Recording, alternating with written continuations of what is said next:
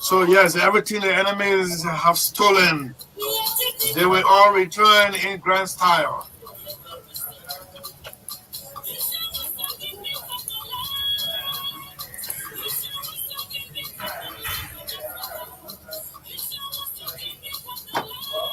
So good afternoon to you. This is State of the Nation with 20 minutes up to 3 o'clock. That is.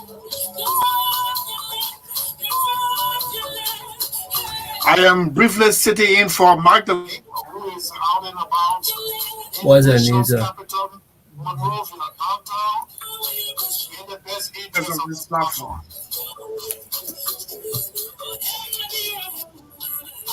So, people are named me. Chief? People are named. Today is going to be the official launch of the anti-drug hour on this platform. That comes out at 3:30. And it will take us up to 5 o'clock. Official launch every Thursday, first Thursday in the month, and the last one. We've apportioned those days to fight against illicit drugs. Representative, District number 3, Montserrat.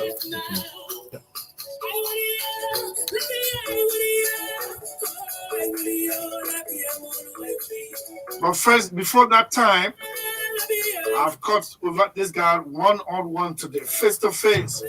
All the electronic interviews,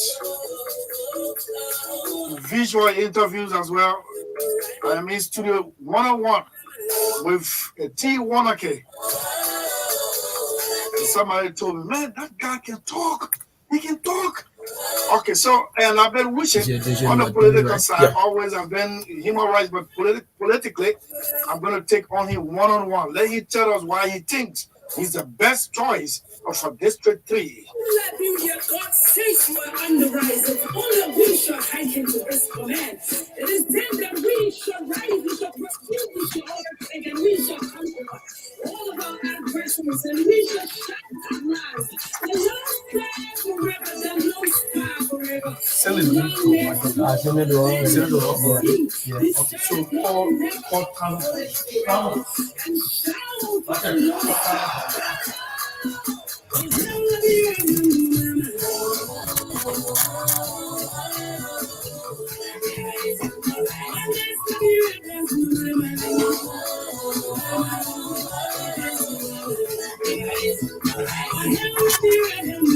You are the one waiting for. You are waiting for that.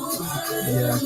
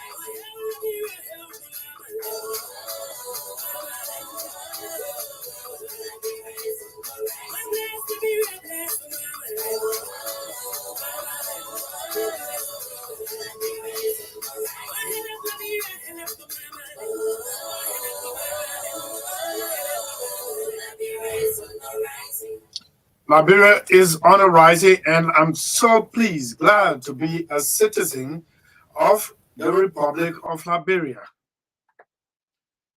I'm glad to be a citizen of the Republic of Liberia, a country that I can never be deported from, a country that has brought me where we are.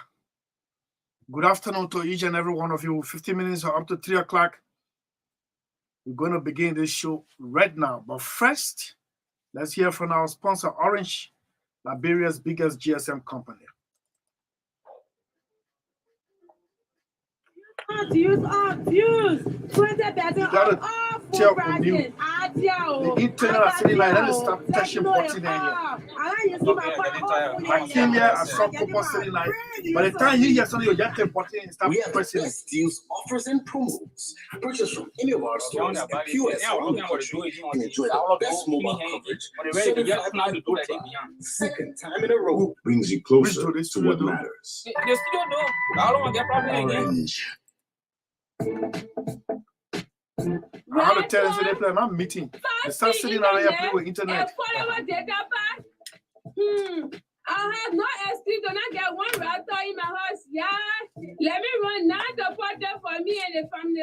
Get your home internet router from any Orange store or POS around the country and enjoy affordable data packs that start from $9 for 10 gigabytes valid 30 days. There's a pack for everyone. Enjoy using the fastest speed internet. Brings you closer to what matters. Okay, so it is good. Let's recognize some of our friends who are watching us online. Amos Beto from the Beto Island, Ama Kimbat Senior. You're there in where I can get it, Firestone, Bill Sonkari. You're there ELWA Junction. Edwin Lumbe. You're there in Kakata. Bill Sonkari. Yes, I just recognize you. Thanks to each and every one of you for joining us this afternoon on this edition of State of the Nation. So without much we do, we will go strictly into the discussion with T. Wanake, the tough-talking legislative aspirant who is now with us in studio on 101. T, good afternoon to you. Why are you laughing? I'm laughing because I am ready and I cannot wait for the moment to turn my guns on Sidi Bashir, who has failed. Hey, Chief. Oh, wait. With a able and adequate representation. I am ready. My guns are turned to him. That is an extraordinary introductory statement, man. I didn't expect you to even fire the first shot yet. When you lost your brother and we missed a few shows, I was patient. When I was in America, when I missed my flight, I still remain patient. I could not wait for this moment to talk about Sidi Bashir and examine his leadership, the type of leadership that he has provided for the people of our district in the last 6 years, for which he has asked them to vote for him again. So that's what this show will be primarily about. Okay, so this platform is actually opting to arrange for a debate between you and CB. You can give into for that. Well, you don't have to speak for him. Just give us your time. I have his contact, and I think we should do justice to him to appear face to face with you. I am encouraging him to show up. Let it be tomorrow. Let it be day after tomorrow. No. We will change. Okay, yeah, okay. He'll be on air for the public to know, and then he can decide what works for him. Okay, that's good. At least you've we haven't discussed this with him. Let me just clear it. But it is good that we've asked you and you've given in that you are available at any time. So what's up? How was the flight? To Africa has always been a smooth flight for me. But this one was the best of the best. I really enjoyed it. I was sitting there and reading. Say transiting through Freetown. That's the usual. Okay. That ugly airport, right? You can't say that. You can't say that. With no offense to the Sierra Leoneans, my people. Yeah, good neighbor. We talked about the election and we like how it went ahead the last time, and we said that there are things that we can learn from them. Yeah. So okay. Let's get it. You've been bragging. You are the man for District 3, and no one there stands in your way. Your team is moving from one point to the other. I'm told by Victoria the last time she was on the news when she delivered the cement and other accessories for a bridge. And I'm told you were out and about. As a matter of fact, you were lined up here yesterday, but you missed out. And I was told you were out and about. But it's good to have you. Why are you rushing? Somebody say you're rushing ahead of a campaign already. What we are doing now, look at Joseph Walker, look at George Weah, look at Comey, look at all of the people who are the presidential aspirants in this election. Look at what they are doing. They are literally in my mind almost borderline violating what the National Elections Commission has said that people should not do. So therefore, we will hope that the Elections Commission will not try to set an example on little guys who are just trying to reach people in the community to tell them that they too are here. Joseph Barker is on national TV. George Weah is on national TV. Cummings, all these people, they are, performing pre-campaign activities. So if the Election Commissions want to fight with somebody, go dance with a big boy. So what are you doing now? Say you don't want to call it campaign, or how do you call it? Is that we are carrying on awareness. The law allows for awareness. We are telling our people that we intend to run. We are telling our people that the request that they have made to us, the petition that they have brought to our tables, we have considered them, and we are considering the possibility of running this election if we can meet the National Elections Commission's requirement, which is the process that began with the submission of credentials on June 4th, which will last through July, I believe, June 14th to July. Yeah. And meet the criteria, which we believe we will do, then we will be running. So it is the awareness process that is ongoing right now for us. And you submitted yourself to the process?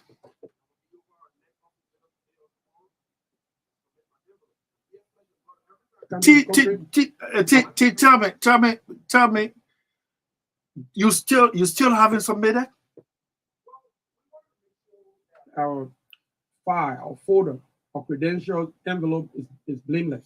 We want to make sure that everything the National Elections Commission has asked for, that is in there, that we have taken them to our lawyers, that they have perused them, and have given us the all clear.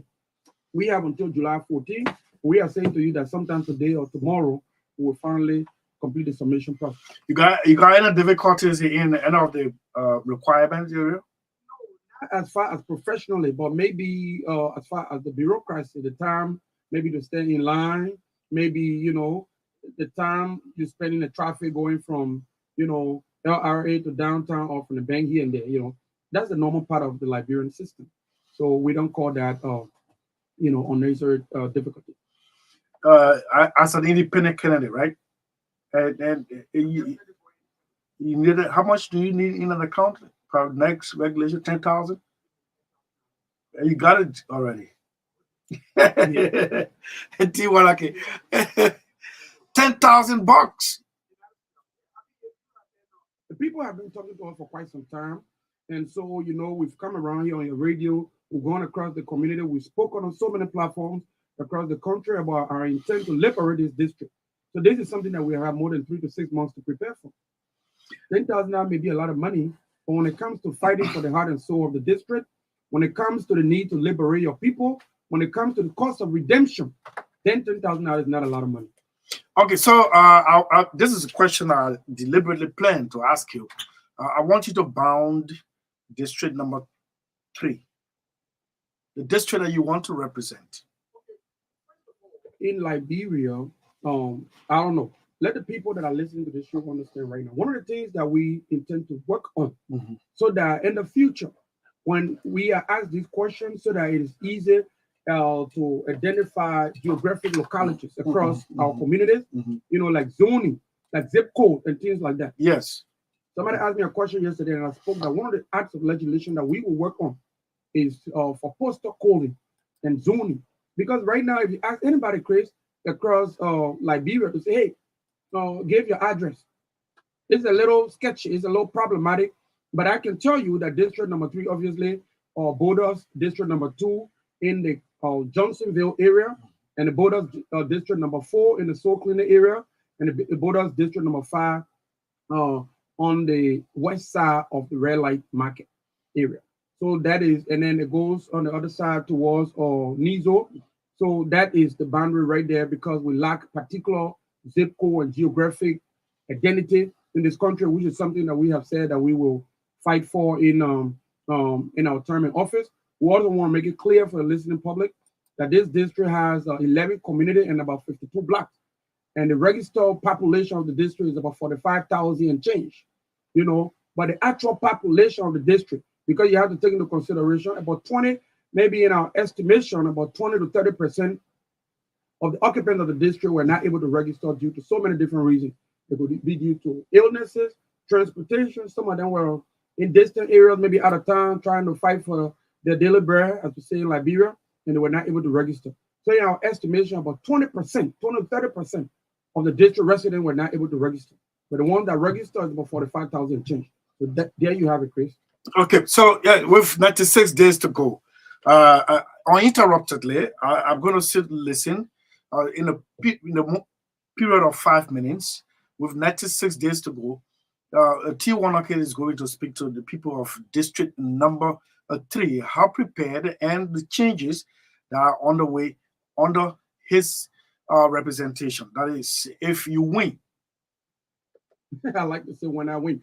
Thank you so much, Chris, for this uninterrupted 5 minutes that you have given me to speak to the people. I want to make it very clear. So let me just interrupt you 1 minute. You're starting at 4 minutes to 3 o'clock, and you should be done by 1 minute after 3. Thank you. I may not use over that time. What I want to make clear here to the people of our district and to the Liberian people that are listening to this show is that when you choose your representative, this is a representative democracy. Everybody in Liberia cannot fit on Capitol Hill. Everybody cannot even fit on Capitol Bypass. So when we go out there to choose in an election time, we want to make sure to choose the best of the best that we have so that there can be adequate representation, so that the person will go out there and do all of the things that we wish we would do for ourselves. We don't expect the representative to go and splash money all across the community, but the lobbying capability and capacity, the ability to be able to go out there and meet foreign partners and lobby for your community and your constituency and come home with things that will make the lives of your people better. Chris, let me tell you this. At some point in this country, we got to stop blaming the president for everything. I'm one person who has gone as far as suing the Liberian government. So that's how far I take my advocacy. But there has to come a time, especially in these electionary times, where we will look to our local leaders to be able to guide us and direct us. Leadership is what is required. When we look at the credential, the physical credential of SELLEE Bashir in terms of what he has been able to accomplish, if you're on the floor, what has he argued? What has he fought for? You know, sometimes not every bill that you try to pass that will pass. But where is your heart? What was your income? How much money in property and investment did you have in the community before, you went to seek this office versus how much you have now? We are going to seek this office so that we can fight corruption, systemic injustice across the length and breadth of this country. We are saying that in our view, SELLEE Bashir had acted in a very corrupt manner, or maybe to some extent in a very dishonest manner. Because when you rise so high above the rest of the constituency, when you build for yourself, thousands and thousands and hundreds of thousands of dollars or worth of construction projects, and then you are leaving the communities behind, the road, electricity, clinics, schools. There are people that live in absolute maybe destitution because the representative that we or they chose did not go there to seek their interest. We have boys, and it's crazy to be surprised how many young people. There's a lady that came to my office right now. Her daughter is right there at one of the hospitals, I believe, JFK, and she has been in labor pain or delivery for the last 4 days. The hospital is saying that girl needs a C-section process or procedure to deliver, to give birth, and that they will not touch her. They cannot do anything about it. That girl is laying there, and nobody knows her future until that money is paid. Which is, this or that, mom, and I tell people, that's why they keep coming here and saying T1 is rich. T1 is rich. I keep telling you, T1 is not rich. There are people, including SELLEE Bashir, in this moment, who probably got more money than I do, but they will never imagine, even in their sleep, to undertake the kind of project that some of us can undertake. We are on the path to build bridges in almost all of the 11 communities across district number 3. There are so many projects that need to be undertaken.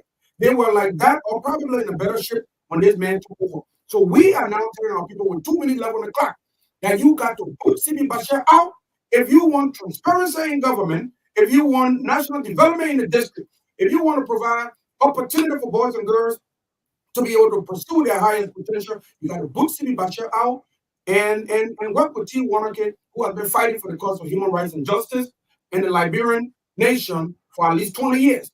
We have taken steps. We have been very passionate. We have been very categorical in the way we have confronted issues of silence and impunity in this country, and want Liberian people to understand. But 1 minute left on the clock. This election is the most consequential election. You cannot play with it. Why is it that every 6 years you go out there, you vote somebody, and they vote it out? It started with Kuku Double, who was my good friend from university. Voted her out. I voted her out after 6 years. And then my friend Bill Powell, and then you voted him out. And now Sibi Bashir, you got to put him out in a couple months from now. You got to get to a place where you understand that this election is the most consequential. And I told the people yesterday in Bashar community, okay, Balak community, I'm sorry, that if you make this mistake one more time, don't come around and say, well, no, my time is up. Okay, so in your closing statement, you said this is the most consequential election, very vital. I'd like you to do some juxtapose analysis. Why not 2005? Why not 2011? Why not 2017? But this one, why? 80 years ago, kids that were just born, that were 1 year old, or maybe just less than a year old, they could not vote. In this election, they can vote for the first time. So when you talk about 3 elections ago, you talk about Bill Twawe, Kuku Double before that, and then now Sibi Bashir. So kids who did not have the opportunity. So for some reason, based on natural causes, they were spectators in the issues that affect our national destiny and the future of this country. All they could do is observe and not vote. They now have the opportunity. They did not have that opportunity in 2005. They did not have that opportunity in 2011. They did not have it in 2017. So for me, this election is the most important for those kids. And there are a huge number of them around. That's point one. Point two, if you drop out of school due to poverty and the lack of ability to do something for yourself, maybe 6 years ago, or perhaps 12 years ago, maybe you still have father time in your favor, a little bit of time in your favor to catch up. If you wait until 18 years now you're out of school and you've been struggling for so long, there comes a time, and these are the kind of conditions that make people give up in terms of the ability to pursue education. You say, fool me once, you cannot fool me twice. So if you go and lie to the people and say, give me an opportunity to change their lives around. If that's what happened 18 years ago, and then you lied to them, and so they voted you out 12 years ago, and then somebody else came and told the same old lie, and then you voted them out. Why is it that District Number 3 continue to change representative? Is it not representative of the idea and the fact that the people that they are choosing are not representing well? If they are going and representing the people well, you'll be booting them out every time. So now you got another man you're about to boot out. So after you boot this third man out in 18 years, now you got to be serious and take some accountability and stop blaming the Liberian government for all of your problems. Adequate representation means you can choose somebody who can go to London, to Paris, to the United States, and lobby for you. There are so many private sector investment opportunities that can come to this district. And that is the person you are? Right? My record in fighting for justice in this country for the last 20 years tell you that. I have sent more students to school than all of the candidates in District Number 3, including Sibi Bashir, combined in the last 15, 20 years. So somebody told me, man, the guy you always have on the radio, if it is debate, man, he has no equal. Well, just take that more from him, then his level and not nothing. The type of academic credential that I have. I am the one who 25 years ago was teaching high school students, math and physics. I was the director of the head of the physics department in Bellicor, and I was preparing students for WIAC in Salvation Army, PCA, all these schools across the district. I taught most of them 25 years ago. Who was Sibi Bashir 25 years ago? He was not even a resident in the district. I moved to that district almost 40 years ago in 1986. And I lived there through the years. I went through the war years there. I was in and out, maybe intermittently, but I lived there for the most part of my upbringing. And I understand the suffering of the ordinary people in the district. So who's out there talking about, you can't take my mouth from me. You're talking about a PhD candidate in organizational leadership. You're talking about master in project management. You're talking about professional civil engineer, one of the best that this country has. How can you afford to take such a mouth from somebody? T1, okay, District 3 representative aspirant or hopeful, whatsoever you want to call it, but not yet a candidate, is our studio guest. All along we've been doing live, online, television, audio interview. But T is with us bodily in studio today. The last time when he appeared on his maiden edition on this network was preaching human rights under his human rights advocacy group. How do you call it? Okay, Foundation for Human Rights Defense, FOR. But now we are in total politics. T, usually politicians are measured by their 90-day action upon election. In 90 days, having won the election, tell us what is the most need of district number 3 that you could address it within 90 days. First of all, we'll be working on a bill. We'll be lobbying our colleagues to work on something I told the people in Bala community yesterday that we'll call the Transparency Act. Chris, I'm telling you and I'm telling Liberian people right now, one of Liberia's biggest problems is the issue of corruption, the issue of the lack of transparency, the issue of the lack of accountability, where people just steal and steal and steal because they know they can get away with it. So the Transparency Act will make sure that the issue of, for instance, declaration of asset will not be an ethics thing. Because when you leave it to ethics, you are leaving it to the consciousness of people. Who say, oh man, let's declare our asset, oh, this and that. It will be a thing of law that before you go to the Senate, the same way now we're presenting our folders and files to the National Election Commission, you present a folder, maybe to the Senate or to the appropriate agency of government, maybe some investigative body that will go through your record to see, number one, what did you declare before you ran for this position? What do you have now? And consistently, you will be open to the idea of audit so that the General Auditing Commission can go in there anytime, or the Internal Auditing Commission can go in there anytime and check your bank account. Anything that you don't declare, the government can investigate you on how you earn it. It will begin to put these people's feet to the fire on how they earn the resources that they have. We will begin to close the loophole on the issue of corruption. So for me, one of the first bills that I will work on will be the Transparency Act. And what it will seek to do is to expose corruption and penalize people who are responsible for corrupt acts. Man, T, you got a big dream, man. Remember now, the woman who declared corruption as public enemy number 1 had to confess at the second to the last State of the Nation address that, well, she has done everything, but she couldn't fight corruption. George Weah promised, he came, and later on he said, everybody who's saying beat it, draw, beat it, beat it, draw, beat it, without your worry, those are the same people who will be saying, please forgive, please forgive. In essence, we all are intertwined, and by that parity of reasoning, the fight of corruption is difficult. That is what you want to you want to take as breading. What I'm going around and telling the people, edition number 3 is this. When somebody, politicians are noted for making promises, sometimes empty promises. And I'm telling the people to take accountability. I'm telling the people to hold themselves responsible. If they keep choosing people on the basis of just mere promises, they should begin to look at the people's deed. They should begin to look at the people's action. They should begin to look at the people's record. I am telling you that as the executive director for the Foundation for Human Rights Defense for the last 20 years, I have been fighting corruption. I am sitting on national TV, and I am telling you, I sued the Liberian government for human rights violation out of my pocket. You see, that's why the people keep saying, T, got money, got money, got money. Because they don't have the compassion to do the things that I do. They cannot afford to undertake the project. You go into your children's savings, and you take money from there, and you fight for justice. You feed hungry children. You sue government for corruption. You pay lawyers, and you win the case. And that case is now in Supreme Court. A lot of these people got money even more than me. They cannot afford to do it. So when they see me displaying heart, 30 years ago, Chris, I was thrown in jail. A lot of people ask me, where do you get this heart from? So when you ask me, why are you going to take on the issue of fighting corruption and the issue of transparency and accountability as a personal burden? 30 years ago, I was thrown in jail in Cote d'Ivoire. Maybe 29 years, because that was in 2004. Okay? I was a young boy, like any other young boy. I had gone to the post office to mail my letter. And they have put a new as a refugee now. Okay. They have put a new law out there and said that nobody goes to the post office after 12 on Saturday. I didn't know. That announcement was only in French. The one as far as say ignorance of the law is no excuse. That announcement was only in French. I went there and I was collected and taken to the police custody. They interrogated me and said I broke the law.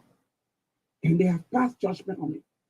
All that was practically left was for us to meet the commissioner for him to finish the paperwork in the next few days so that we can be transferred to the central prison in Danane for 20 years. I was in that jail cell and I was praying. And I said, God, if you give me the opportunity to get out of here, every time I can afford, every time that I get an opportunity to help somebody who is in need, to be the voice of a voiceless person, I will do that. So my project in human rights advocacy, my fighting for justice and the cause of human dignity in this country, that's where that passion began. So people who just go and make political statements and deliver political speeches and say things like that, during campaign time, politicians make promises. When it comes to deliver, they defer. We are here to tell you, look at our track record. We started a whole human rights foundation that we operate from pocket. Do you know how much it costs to operate the Foundation for Human Rights Defense every month? It's a lot of money. On 3 separate occasions, we have come really, really close to getting big bucks from donors, but so many different international activities are happening and are still in the way. But yet we have not given up on the dream. So when we tell you that we will fight corruption, we are already fighting corruption in the private sector. We are demanding accountability and transparency and justice in Liberian communities. For instance, the projects that I have started all across this country, in Harrisburg, the farm project, the estate. Who in district number 3 can say, with all of their corruption, with all of their stealing, which one of you guys can say, if I all across Liberia, what candidate aspiring for representative or senator in this country can say, I'm building 100 houses right now so that I can give opportunity to Liberian people? Is that what you're building? 100 houses in Tower Hill.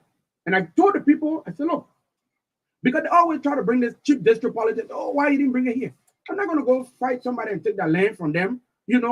I didn't have area to build 100 houses. So therefore, my children and I decided to work hard to work. And that's my boy and my girl, my older boy and my older girl, and plus some family members, they work with me to implement that vision. Right now, we are constructing 100 houses in the Tower Hill area. And these 2-bedroom units, we will furnish them, will provide water and electricity in it. Why they will be worth $250 a month? People who are deserving, people who are residents of the district or who got some kind of say in our district residency, we are saying here that we will give it to them. And we said in the community yesterday, and I told them, listen, when I get on True FM, I will announce this, and we will be able to give it to residents of the district for up to $50 a month.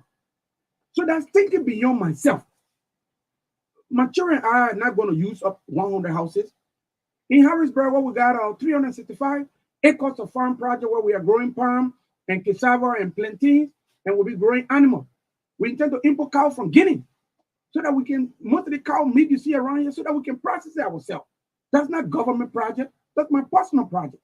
I did not do that for my want to benefit or for just me and my children to benefit. We want to provide agricultural job opportunity for Liberian persons, whether you live in District 3 or not.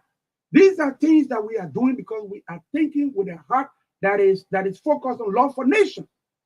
In Fendel right now, we got a hotel project that is almost 500 rooms. So these type of national development investment opportunity that we are bringing, see, where did you take all this money from? It's from your work? I literally, people that work for me, Vic is here. I talk to her. I don't sleep. I went to America and I worked 2 jobs. And beyond that, I started my own business. I am the owner of New Beginning Provider Services. I also own Trustful Solutions. These are 2 businesses that I own in America. I worked so hard to establish them. And when I got money from there anytime, I send them here to start some kind of project. Because the love for nation is at the primary focus of everything that I do. So I told you when I was here the other day, the reason I decided to run for representative is this. It never crossed my mind from the beginning to run for representative. People have been coming to me for the last maybe 6 to 12 years. I never contemplated on it. Okay? Maybe about 6 months ago when I was in the studio, it was not in my mind to run for representative. But when I went to the Capitol building and I talked to some old friends, senators and representatives, and I said, look, this Transparency Act, we can work on it. We can also petition the government. We can put together a project that is focused on national transparency. This issue of systemic corruption and institutional injustice has continued and has persisted for too long in this country. We need to fix it. And I tried to get some brothers there on Capitol Hill to work with me. They just laughed. You want to change the law, become lawyer, or become lawmaker. I said, oh, this is the challenge now? There you have it. Now I jump in the race. They talk about taking, but you can't take an educated man who is so profoundly educated and who took time to adequately prepare himself. You cannot take such a man as my friend. Okay, so I know CB is the incumbent and everyone is collaborating on him to get him out. Besides CB, who you think could possibly stand in your way? Have you been able to identify? See, I have CB, including CB Bashir, I have no fear whatsoever. I think that this digital age that we live in, the age of technology, where people can sit far away in one community and understand and follow the district politics from from another locality. I think this has been very instrumental. I think this has been very helpful to this process. Because anything that happens here right now, as we are playing this show, people are listening. They'll be calling in here in a minute. When you open the line, people will talk. Liberian people will call and people will say, yeah, I wish I'm from district number 3 so I can vote for this man, because a lot of these people have followed my work in human rights over the years. To come back to your question, I would say this question is somewhat maybe imaginary, or maybe not based on any idea or information that I can see on the ground to really come up. But people have said to me that a young man named Komanye, Patrick Komanye, who, I believe he moved to the district in 1989, moved long before him, was in the district when he moved there, and he has been a very good resident of the district for quite some time. People say, he's quite good, but, we are very confident in the work that we are doing. The tools that we have, we believe that no other contestant for representing district number 3, anybody who invests resources in that district, you'll be wasting your time. Yeah, the guy. Anybody who is investing will be wasting your time. I like that. Okay, so you're tuning in to State of the Nation. Is on Truth FM, and this is T. Wanake, a representative aspiring for District Number 3, Montserrado County. It is 60 minutes after 3 o'clock, and in a jiffy we'll open the lines and they become topical. But quickly, let's go on the national scene. Let's leave the district a little bit. This should claim the attention of whosoever, whether you want to win, or that is, if you want to win an election that you so much invested in. The CPP is alleging that the ruling party has made contact with Shakamo election adversary aimed at manipulating the results. Of course, I don't want to believe it. Allegedly, it is only at the presidential level, but it could even extend to the representative or senatorial level, which should claim the attention of presidential and legislative aspirants. Does it make any sense to you? Not a sense. Or just if you look at the political history of all of these districts, and maybe just before you continue, let me just get let's just hear from the horse's mouth.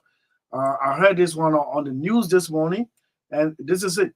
Let me just play a few bars of it.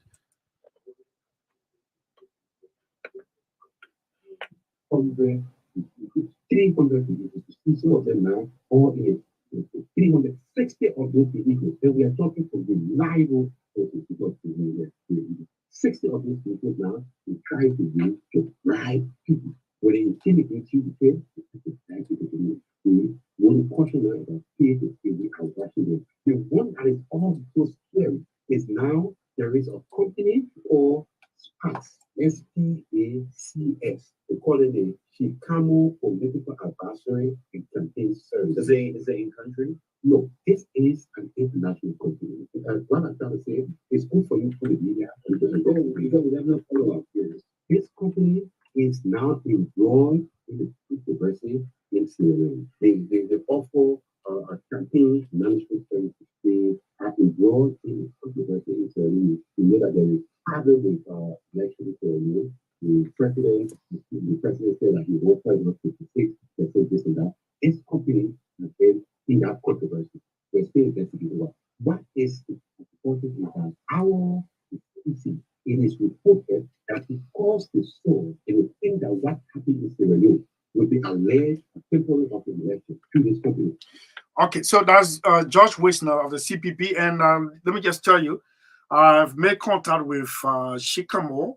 And this is what I wrote. Good afternoon. I'm a Liberian journalist seeking your response to an accusation against you by a political party in Liberia, the collaborating political party, the CPP, that you have allegedly been hired by the ruling Coalition for Democratic Change.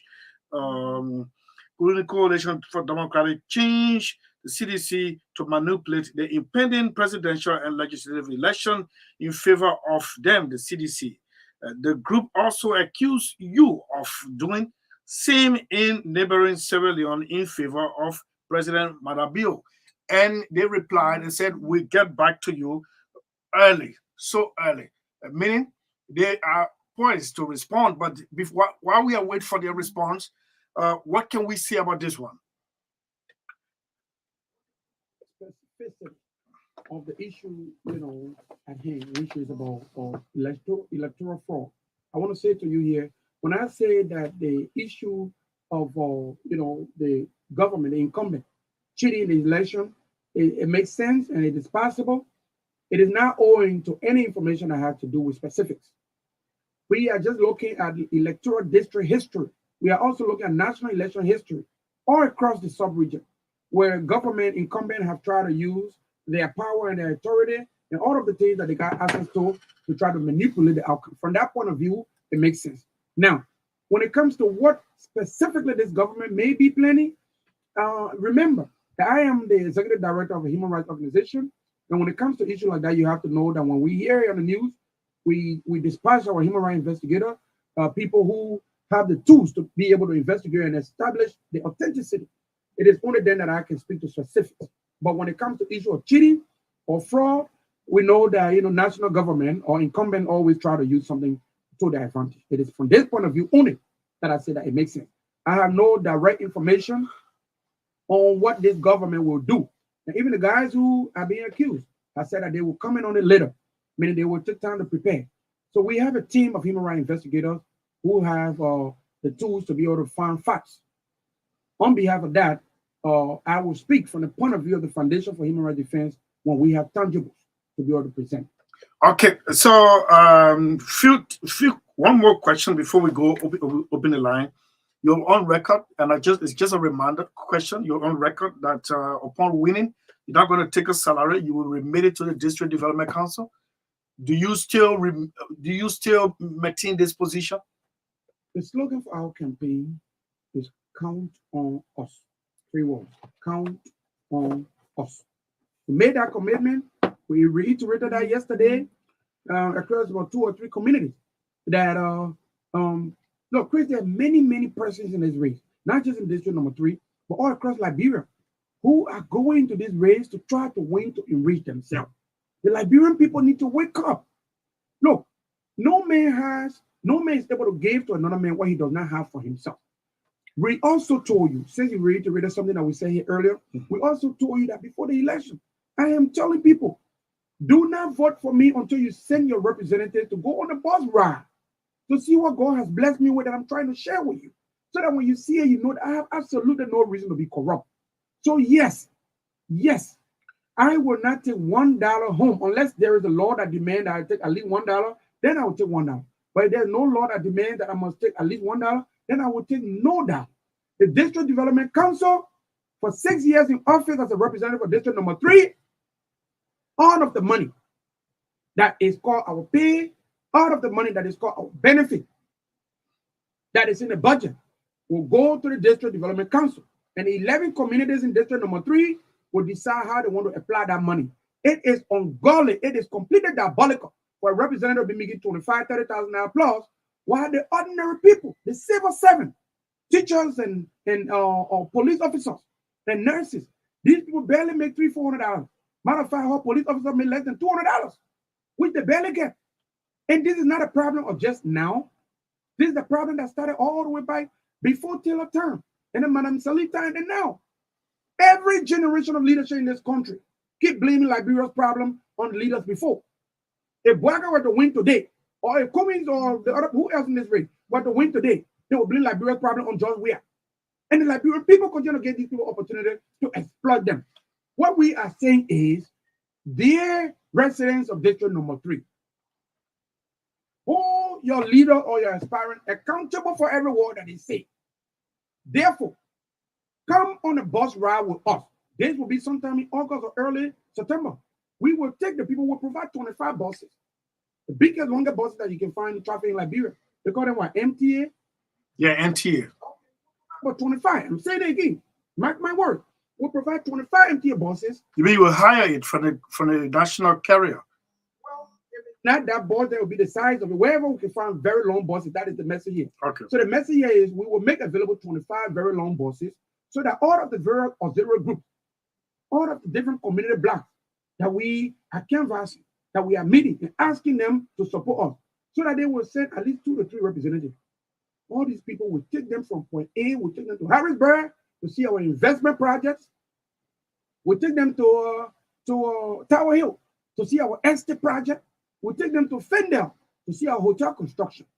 And all of the different motels that we got all across the country, we'll take them there. So that when you see this, you say, okay, now I believe that this man here, he can waive his salary. Now, look, we are trying to get to this high office, Chris, so that we are able to work on the law, so that we are able to demand transparency and accountability. I have told the people, yesterday I said it. For those who missed that, I'm saying it now. Do not vote for me until you send somebody, or if you believe me, fine. But if you don't believe me, send somebody, let them go on the bus raffle. So that what God has blessed us with, that we are trying to share with the Liberian people and the people of our district, so that you can see it. So that I'm not a politician by profession. So that you can just say, oh, politicians, oh, we come and lie, so they may lie. No. You see, but don't go for a man. Don't give this Bashir guy another chance, because he is rising and you are staying in your slum. We want to give you an opportunity to better your life and your children's life and to provide for yourself a better opportunity for the future. Okay, so it's on 077-5144-278. It's T1 versus the public. This is the time. 077-5144-278. The first caller is on. Hello. Good afternoon, Chris. This is Hartford. Please call your phone name. Hartford BK. Okay. So the brother speaks well, but the thing is that when they get in the house, then it becomes majority vote. The president of the Republic of Liberia must sanction everything that you want to do. Fighting corruption, the president must yield to it and willing to fight the corruption. But if the president is not willing and your colleagues in the house are not willing, you'll be fighting a for nothing fight where the majority will always go against you. So we want to appreciate you for that, but when you get into that area, these are things that play along the road. Thank you. Thank you so much, Hartford. Next caller. Hello. Hello? Yes, let's hear you. Yeah, this is Evan. I'm calling from District 3. Calling from District 3. Let's hear you. Yeah. Let me say thank you to your student here and thank you for the show. You know, when these 3 guys come from overseas, sometimes we that we live in Liberia, we are not important, or we cannot do this people for our people. Honestly, otherwise you say you have a barroom in this mosque, and all of it comes when it comes to You say he doesn't have property in District 3? I'm telling you, without fear and favor, I can show myself to you. At any time you want to see me, you can show my number. Monarchy does not have a barroom in our district. Monarchy said he lives in this district for some years, but indeed he does not have a barroom in District 3. Monarchy said he wanted to contest for presidency. That was the news. He spread all around it. So our utmost support, one of the team down, he said he want to become a lawmaker in our district. See, all of what he's saying, how big is it? Now you're telling me you can't go in office to go see your property in the street. That's a full condition. So if you are not ready to security, that's the time for your politics. All right, thank you very much. Don't shut the radio down. You listen to one of his response to your claim. Okay. All right, let me take the next caller. Hello. Hello. Hello. You don't even have any speed. Hello. Good afternoon. Quickly, let's hear you. What's your name? This is the fourth of MAGDALENE. I have 2 joint constitution from my resident. Let me say first thing. Our packet for me is the next lawmaker of Division number 3. All of the tangible things, Division number 3. So I feel with him myself. A packet for me is the best. My man, so tell us now why it is not T1. Okay, that's the platform here. Yes. Thank you. I listen to the big brother there. One of the deputy joking pressure, you come on the radio and laugh to the people, and you say the other day you have 3 million, the other day you have 8 million. The people are scoring their building and stuff, man. Let's not come come to the issue of stuff, that's why he's running away. Okay, so let me take the next caller. Hello? Yeah, Chris, this is Emmanuel calling for District 2. Okay. Yeah, neighboring district. Let's hear you. Yeah, Chris, I just laugh. You know, like politics is just like a drama. I really want to know, the people in the studio there is educated. For everything he did, does that resemble, you know, a realist, to be frank? Is that speaking of the higher learning scholarship like student loan when you selected? And he's just speaking of a counter reaction, the present lawmaker. So I want you to please explain to us, if he's elected tomorrow, what laws will you put forth in favor of you know, higher learning for students who are less fortunate? Okay, thank you. Thank you. Let me take the next caller. Hello? Yes, Emma, let's hear you. Thank you so much. My name is Emma Hamon. Let me appreciate your stay here. Well, my question I was doing, if the board directly what would be your take on the war economic cargo? Thank you so much. Simple. Those are the questions. Those are the issues on the table. Rather than the call here, the question of you can. Hello? Yeah. Thank you very much, my studio guest. My name is Dick Dalibor, creator calling for Coastmont community. You know, what I want us to know today in district number 3, our electorate, people that want to care, not people for us to depend on in our district, because people that they attention, they lie. One of them are big liar. They have nothing in the district to show to the people of district number 3. One of them told us that he watched this video and the same video he watched, the people of district number 3 can see it. One of them squatting and very for all the years. What have been done for the people of district number 3? Remember today, the first of district number 3. Did I hear you say squat? Did I hear you say squat? You say he squat. He said he squat. Okay, so we take the last one. Hello? Yep. No. I'm not taking up noisy background. I don't have the energy to tell you to move on. Hello? Let's hear you. Next caller. Yes. Let's hear you, Chief. My name is Emmett, call from district number 3. Okay. I want to thank you for your deliberation. You talk well. But I would like to, I got 3 concerns. One is that you said you are not going to give, or I mean, you are not going to do one cell phone. The thing that is, say you are already established, and will you continue your humanitarian and lay on the bachelor because his salary can help other people in other ways. Number 2, Mr. Bachelor says he was elected as representative. He carried on 2 major projects in the district. The electrification of the district and the placement of Johnsonville Road. So, Mr. Wonake, please get chance to the representative to continue the work. Please, I want to say this to the CDB representative. If you believe what he said, can we also say that the news that is going around that Mr. Cummings has manipulated the essential of Liberian officials in the United States? Thank you. So, who are you asking that question now? I'm asking you to ask the senator, the person who was just quoting. Because there's rumor that Mr. Cummings. So, but the man is not in the studio. Then you say I'm going to ask the man? No, but you are journalist. Okay.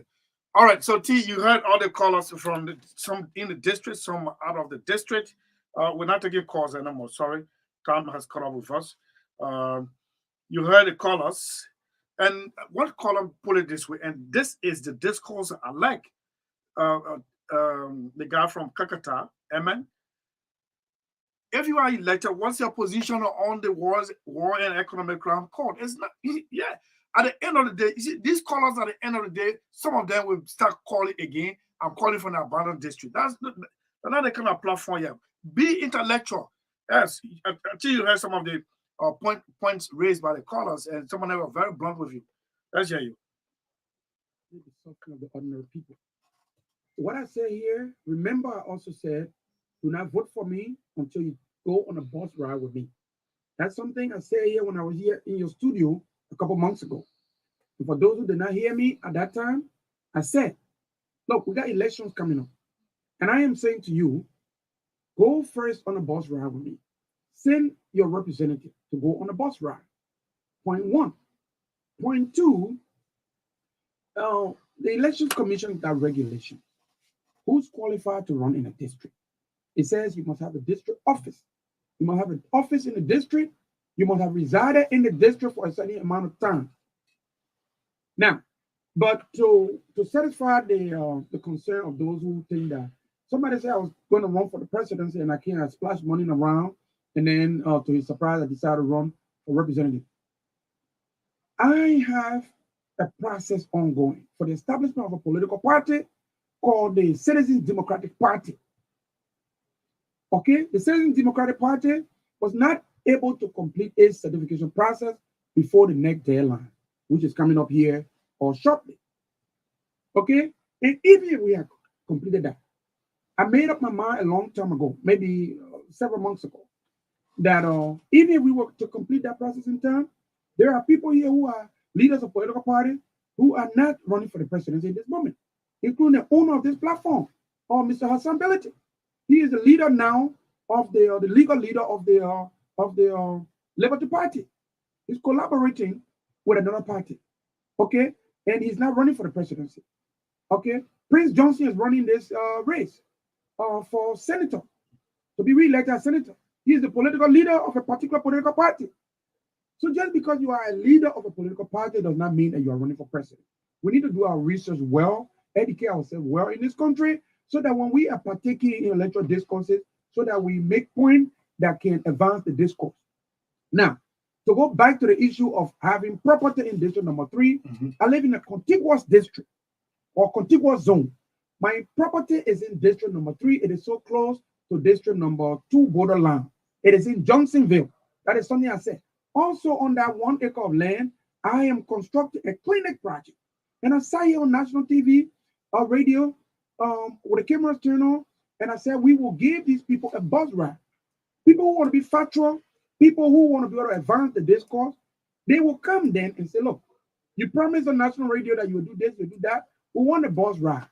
Show us the investment that you say you got across the country. Number one. Number two, that there's something I call political construction or political investment, where if somebody wants to do, somebody just accused Joy with our political investment or political electricity supply in the Pittsburgh community, because they said they started some electricity work a long time ago. They stopped, and then now election is almost here. Now they resume. I don't do these kind of things. That's why I said my body of work over the last 15, 20 years. That's why I got my investment opportunities spread all across this country. The human rights work that I do, I advocate for every Liberian citizen, because you know what? I'm a resident of district number 3, but I'm a Liberian first. Let us remember that. If our people will stop paying attention to this political notion or this political narrative that if your investment is not in this district, then such and such. Now the next question, some people asking me, why is it that you got more investment in Harrisburg than this district? This district is only a particular geographic location. And when I started my investment opportunity across this country, I did it so that I can get employment opportunity to Liberian persons. I told you here at the beginning of the show that it was only a few months ago, after I paid a visit to Capitol Hill, and some lawmakers told me that if you want to change the law or become a lawmaker. Another point. The final point here is that before I make my closing statement, your position on the War Crime Court. My position on the War Crimes Court, and I answered this question yesterday in Bala community. Some of the residents of the district asked me, "What is your position on this trending issue with respect to War and Economic Crimes Court?" And what I said there was that we have a representative democracy. Okay, we have 11 communities in our district. As a leader, as a representative of the district, what I will do is I will call a meeting of the minds. All of the 11 communities and the 52 black leaders will come and will sit in the town hall. We will have a discussion. You know, there are people, Chris, who believe that in the Liberian style, let bygone be bygone. Some people say, what has happened, let's move forward. Other people say, look, in order for us to move forward, let the people who brought trouble to this country, let them pay the price. So this is a very, very controversial topic for me. When the people of District Number 3 elect me, I will go back to them and I will determine their position on this issue of War Economic Crime Court. I'll make it very clear. We'll go through the TRC report together. We'll analyze it. We'll dissect it. And then we'll look at our present reality. And we'll look at the history of the country that happened in this country. And the people of District Number 3, through their leaders, will determine a position. And it is that position that I will fight for on Capitol Hill. Okay, T1, thank you so much, Ali's body, the in-person appearance in studio. It was a marathon. We've come to the we needed to 1 hour, in fact. Yeah, just 5 minutes ago to make 1 hour. Thank you so much for coming. Let's do this most of the time. And hopefully, you said tomorrow you submit your documents. Okay.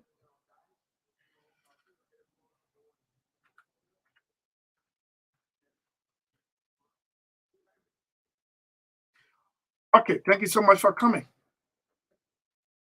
All right. T1 District 3 representative aspirant of Montserrat County has been my studio guest.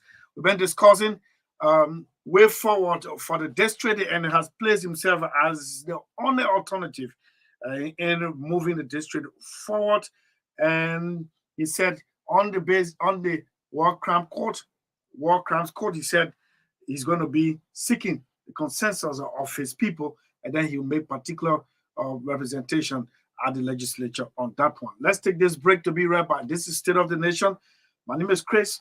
Let's hear from Orange Liberia. Orange is Liberia's biggest GSM company. And here we go for Orange Liberia.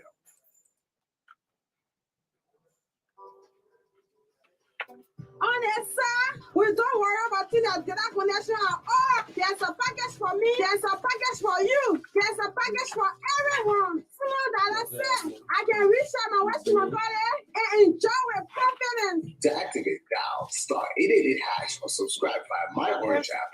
$1 gives you 50 minutes on net calls and 5 minutes off net calls, while the same dollar gives you 500 megabytes of data. Valid 24 hours. Enjoy using the best mobile network, certified by Ookla second time in a row. Visit our website, www.orange.com.lr, or call 111 for more information. Brings you closer to what matters. Orange.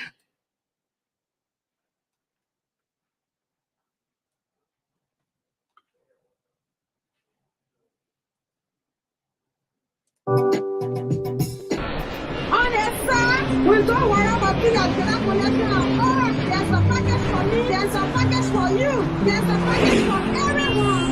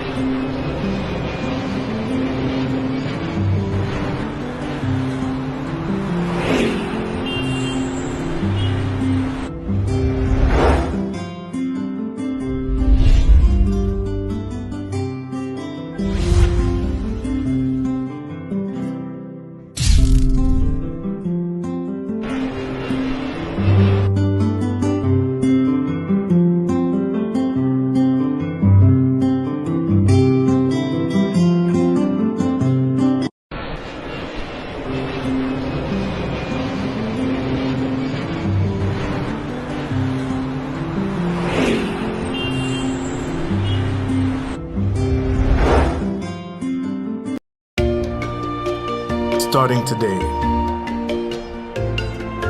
Why not have a little more fun?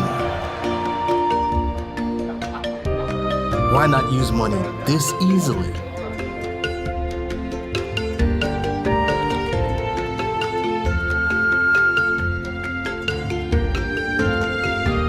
Why not get even closer to family?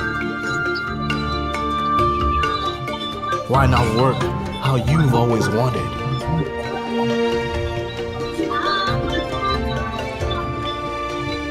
Fun, money, family, work. No network keeps you connected to it all, quite like Orange. It's all about what matters to you. Orange. Starting today. Why not have a little more fun? Why not use money this easily?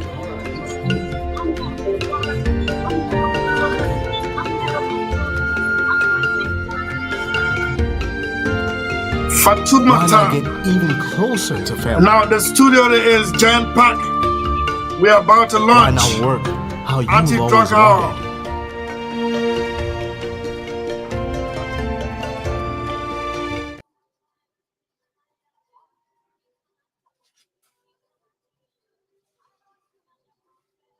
I pledge allegiance to the Republic of Liberia. One nation indivisible.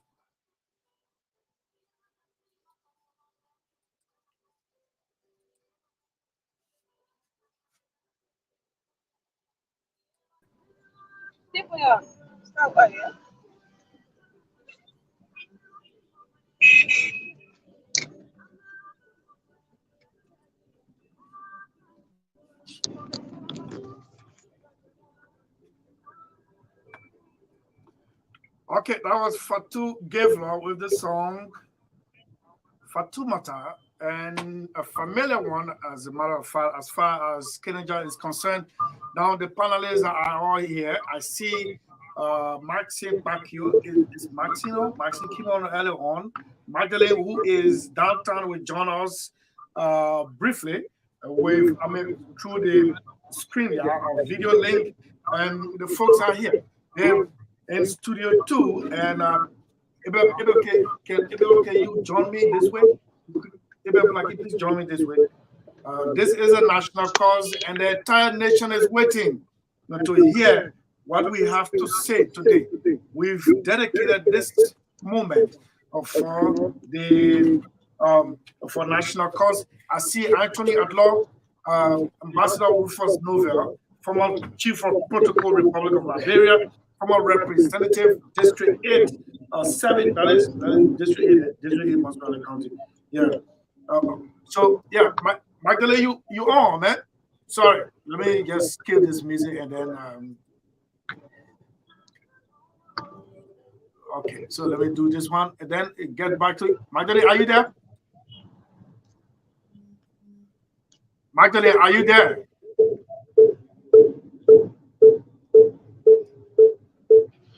Hello?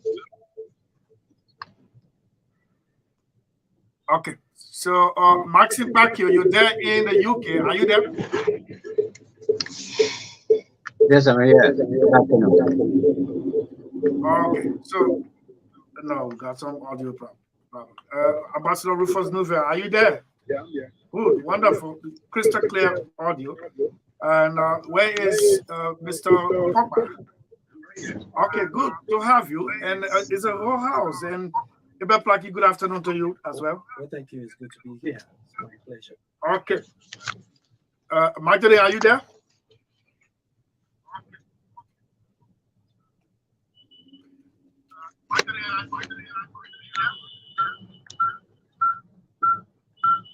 So let me take this break to be back, and this is where we gotta go today. This is it.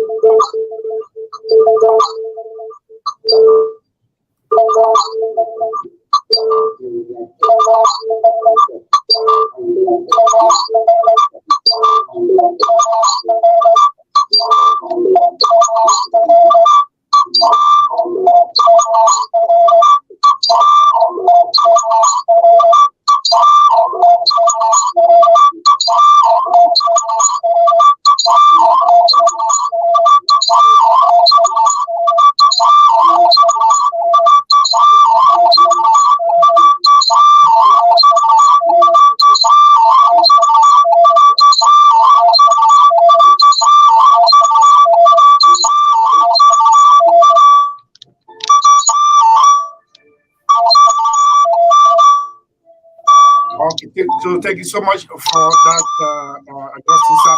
Maggie, are you there? Yeah, I'm here. But there's terrible feedback. Yeah, I'm Magdalene, here. are you there? Can you hear me?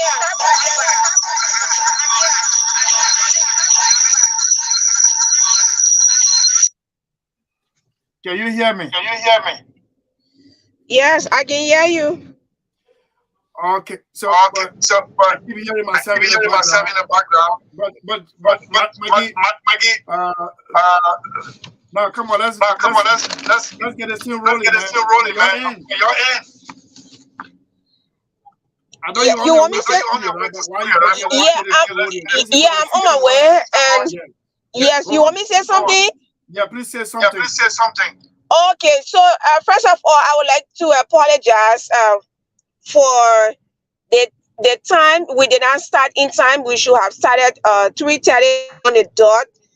We sincerely apologize. This is a maiden edition, and it promises to be very great. So this program is intended to educate users, ex-users, and as well as the general public about the health hazards associated with the use of drugs and the importance of leading a healthy and safe lifestyle. So, as we may all be aware, it poses serious threats to national security. Looking at what the law says about drug dealers, cultivators, manufacturers.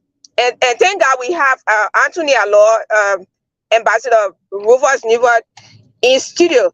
So, like I said, we anticipate more panelists, we anticipate more experts to discuss the issues of drug abuse and trafficking. So, we will not only come to we have this is not even though we cannot avoid politics, but we have not come to promote political parties. That's one. We have come to save a generation through this campaign by identifying problems and recommending solutions to government development partners as well as the general public. So we intend to respect the views of others. We will disagree and agree. So we should respect each other's views because we are all professional people. It's an intellectual platform. So yeah, so we will also bring in politicians to see whether they have this part of their manifesto. Yes, so we intend to do that quickly. So before I can.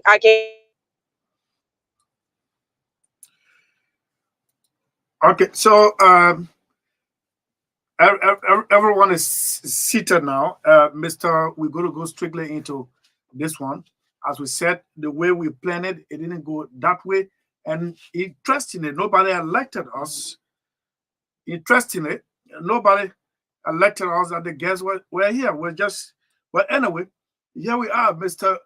Gui Pokpa is, you want to do a self introduction? Let's hear you first.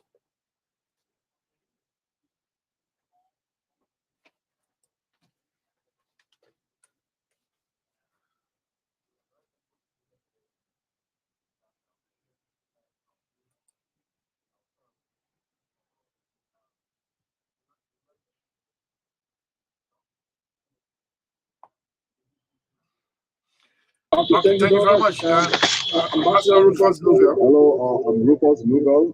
I'm a lawyer, a politician, and a civil rights activist. I'm here today to add my voice to the fight against the and substances. Ibel? Well, thank you for having me. It's my pleasure to be here. I am a politician as well, a social justice advocate. We are here basically to create awareness and find solution to this evil. This evil, if not, has the propensity to bring down our country. So it's my pleasure to be here. So we can move on. Okay, so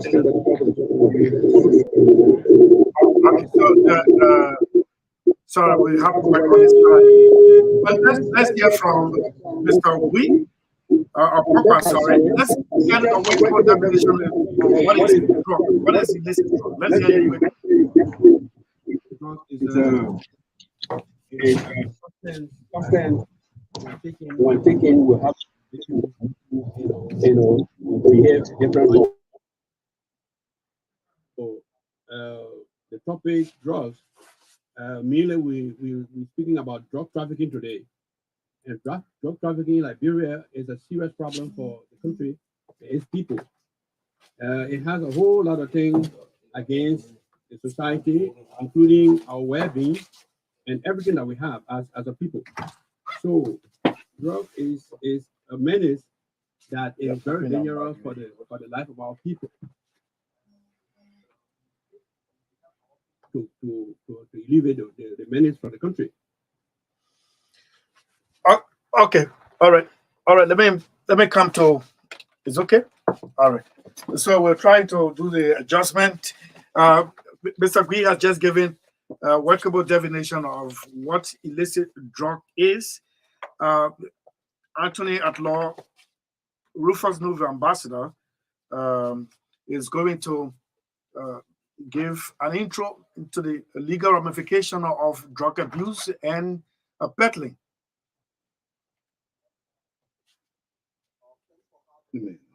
My colleague gave us a workable definition, which I think we could follow.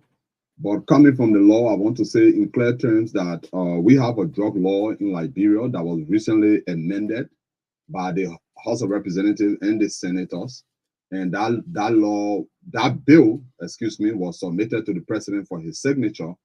And as far as my research is concerned, the president has not signed a new drug law, which makes the abuse of drugs, a non-billable offense, trafficking, manufacturing of drug non-billable in the context of our penal code. But that is still in the form of a bill. It's still a proposal until it is signed by President. We don't have a new drug law. We're still on the old drug law as I speak, where if you are caught with drugs, for example, wrongfully, you could be released on bail, and you could also go to jail for a very short time. So I just want to clear the air because I listen to a lot of panelists on different radio stations talking about the new drug law. There is no new drug law. There is a procedure for the passage of law. After the House, it must go to the Senate and then onward to the president for his signature. Until that is done, we are on the old law, and the illicit use of drugs is still billable, and the prison term is not life imprisonment. So we will be discussing a hypothetical law that we hope will pass. But as we speak, that the old law is still on the books. Okay, all right. So let me go to the UK before I come to studio here. Maxine Pacquiao, you've been in the area of advocacy for anti-illicit drugs on the Liberian market. Maxine, we've decided to apportion segment of our platform to fight against drugs, and we got a few interviews done, and by the time, I'm sure Madeleine is almost here, by the time she comes, we're going to be playing some of those audios. Tell us your impression firstly, then we go into it. Well, thank you, SELLEE. Let me say a big thank you to the family of Truth FM for this opportunity. Let me thank my colleague and my big brothers that are also in the house, sharing the platform with you guys today. It means a lot. Thanks so much for coming on. It's a pleasure to be here. And we're talking about Liberia. We're talking about the future of our generations to come. And the drug issue today is threatening the young people and their future, and threatening the entire country as far as future empowerment of young people is concerned. What we are witnessing today, if we do not come together under one umbrella and fight this, then we are going to fail many, many generations to come. And this is why, for me, I have decided to devote my time on this matter. And as I speak to you, we just, thanks to Brother Newville for just reminding us about the law and the old law and the new and the amended one we're trying to push. The young people just today, this morning, went and presented a petition on, calling on our legislatures to see reason for an immediate ban to be placed on kush and also shisha. After we have done our research and found out that shisha is one of the dangerous substances that are now growing in Liberia. If we don't take time, the common disease, not the common, is easy to spread. That's why I'm using the word common, but it's not common. TB is very easy to be shared or to be spread around. And you won't believe it that in the next 10 years, if we don't stop shisha from expanding in Liberia, or we don't kick it out of Liberia like other countries are doing, the disease known as TB will be hugely in our society. It will be hugely distributed in our society. So I'm glad that, some of you, especially Magdalene, let me say thank you, SELLEE, for coming up with this idea that we all have to fight it. Even here where I am, I go from one precinct to another through my church to talk to young people, to talk to those young people that abuse the substance and find themselves in prison today. I talk to them and we try to clean them up, to bring them back in the society. But I know drug trafficking is a serious issue. And it is also defined as a global illicit trade involving the cultivation, manufacture, distribution, and sale of substances which are subject to drug prohibition laws. So if the laws happen to come into effect, the president agree with us and agree with the citizens of Liberia through our legislatures and sign that document, this is what's going to happen. Those substances that are prohibited to be sold in Liberia will never enter Liberia, and whosoever is caught, will face the full weight of the law. But in an extension, so let me hold you there, and then we got to go across the board and then come to you. But we're here. You made mention of the Kush, the drug killing West African youth, is on the website of Radio Deutsche Welle. Says Sierra Leone, Guinea, and Liberia are grappling with an increased number of young people becoming addicted to a substance known as Kush or K2. Abuse of the drug has already killed several people in the Mana River Union. Let me come to you. A whole generation is at stake to be lost. That is, if no action is taken. Let's hear you quickly before we go to Mr. Pogba, the expert on drugs. Absolutely. I'd like to agree with Mr. Pogba and then add to what Ambassador Newville said. The Senate just added subchapter E under the title Controlled Drugs and Substances Act of 2014. And then you now have the Controlled Drugs and Substances Act of 2023. So the onus is on the President of the Republic of Liberia. And if this is an urgent matter, the president should not take more than 2 days to sign this, because if you have an interest for the young people like you just read, look, I was coming here, my brother on my way here. One of our brothers stood just before the car, acting like a police officer. He said, everyone should get down. Can you imagine? Get down. This guy is on the drugs. He said, get down. Imagine this guy, the guy one they call running man. And the other one is that when you think you got to be rolling with your neck. This man stood just before the car. He said, look, everyone must get down. Can you imagine? It's raining. And the man said, get that. So if something is not done, our president should not even waste time. This thing has been long overdue. We must take it, and it should be an emergency. If rape is an emergency, drugs is even more than rape because it killed both the president who's talking about it and those who've been governed.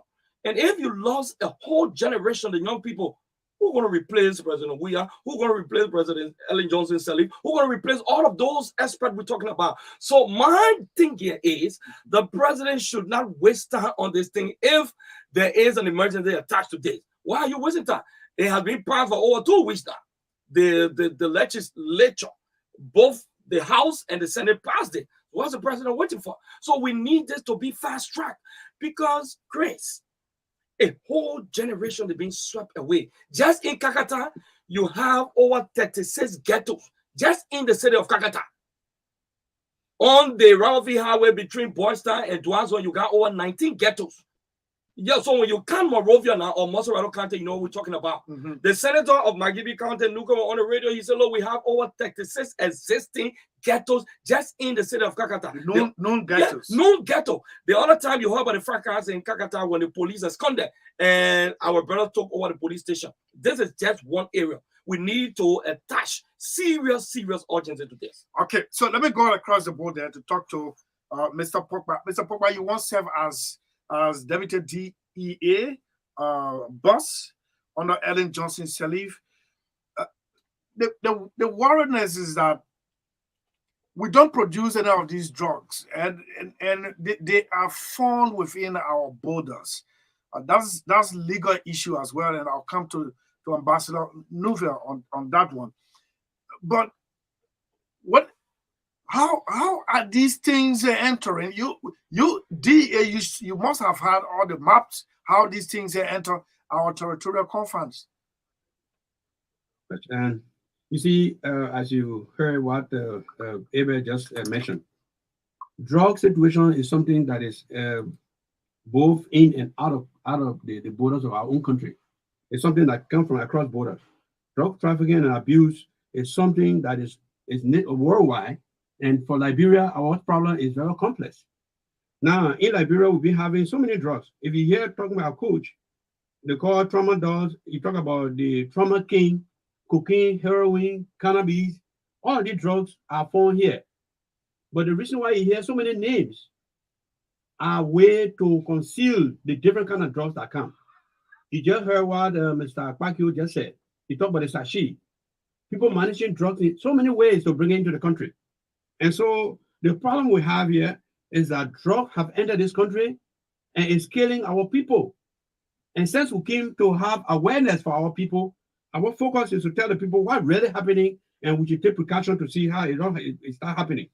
Now, let me just tell you, if we talk about drugs in the country, everywhere you have commercial activities, everywhere you have mining activities, the urban area, in the marketplaces, there you will find drugs that's been distributed. And there you will find our brothers and sisters that are hooked on drugs, where they are present doing everything that is dangerous to our own survival. So if we don't, as a country, do something to make sure that these things are brought under control, it's a serious problem. You see, some way that the people can take these drugs. Let me just explain to you. The drugs are taken by what? Sniffing in your nose, drinking it in liquor, smoking it. You mean any other drugs? Drug like the cocaine they talk about. So you apply it on a cut that you make on your skin. So you inject it in the syringe. And so these things are the way that people are taking these drugs. And our people are seriously involved in drugs, and it's a serious problem that the Liberian people should take it serious. You talk about it every day, but are we really doing something about it? We need a practical action. As you heard about the law should be signed, and people should act now, and now, not any other time. Because what? Waiting for any other time, the way you see people dying, it's going to be worse. This is an experience that we have, which we're expressing.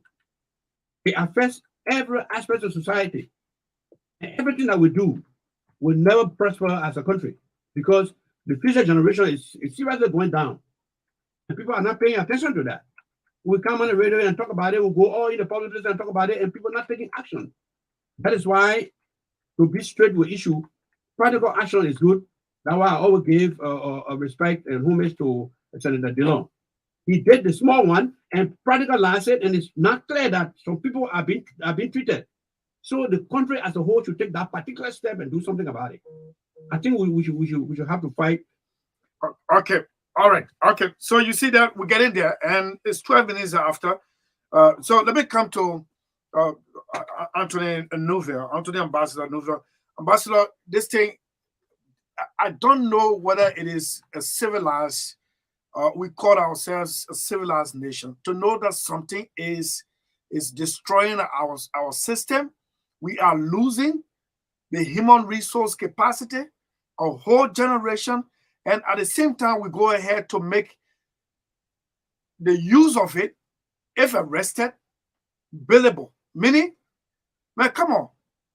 I've been trying to get into the Liberian territory, $100 billion worth of drugs, and I'm arrested, and I'm entitled to bail. What kind of country is this? Is it because of the foundation of which we were founded to say free land of liberty? The proposed new drug law attempts to target the source of the supply of the drugs on the Liberian market, meaning importers, manufacturers. We know there are some petty dealers, between the houses. The law will also target them.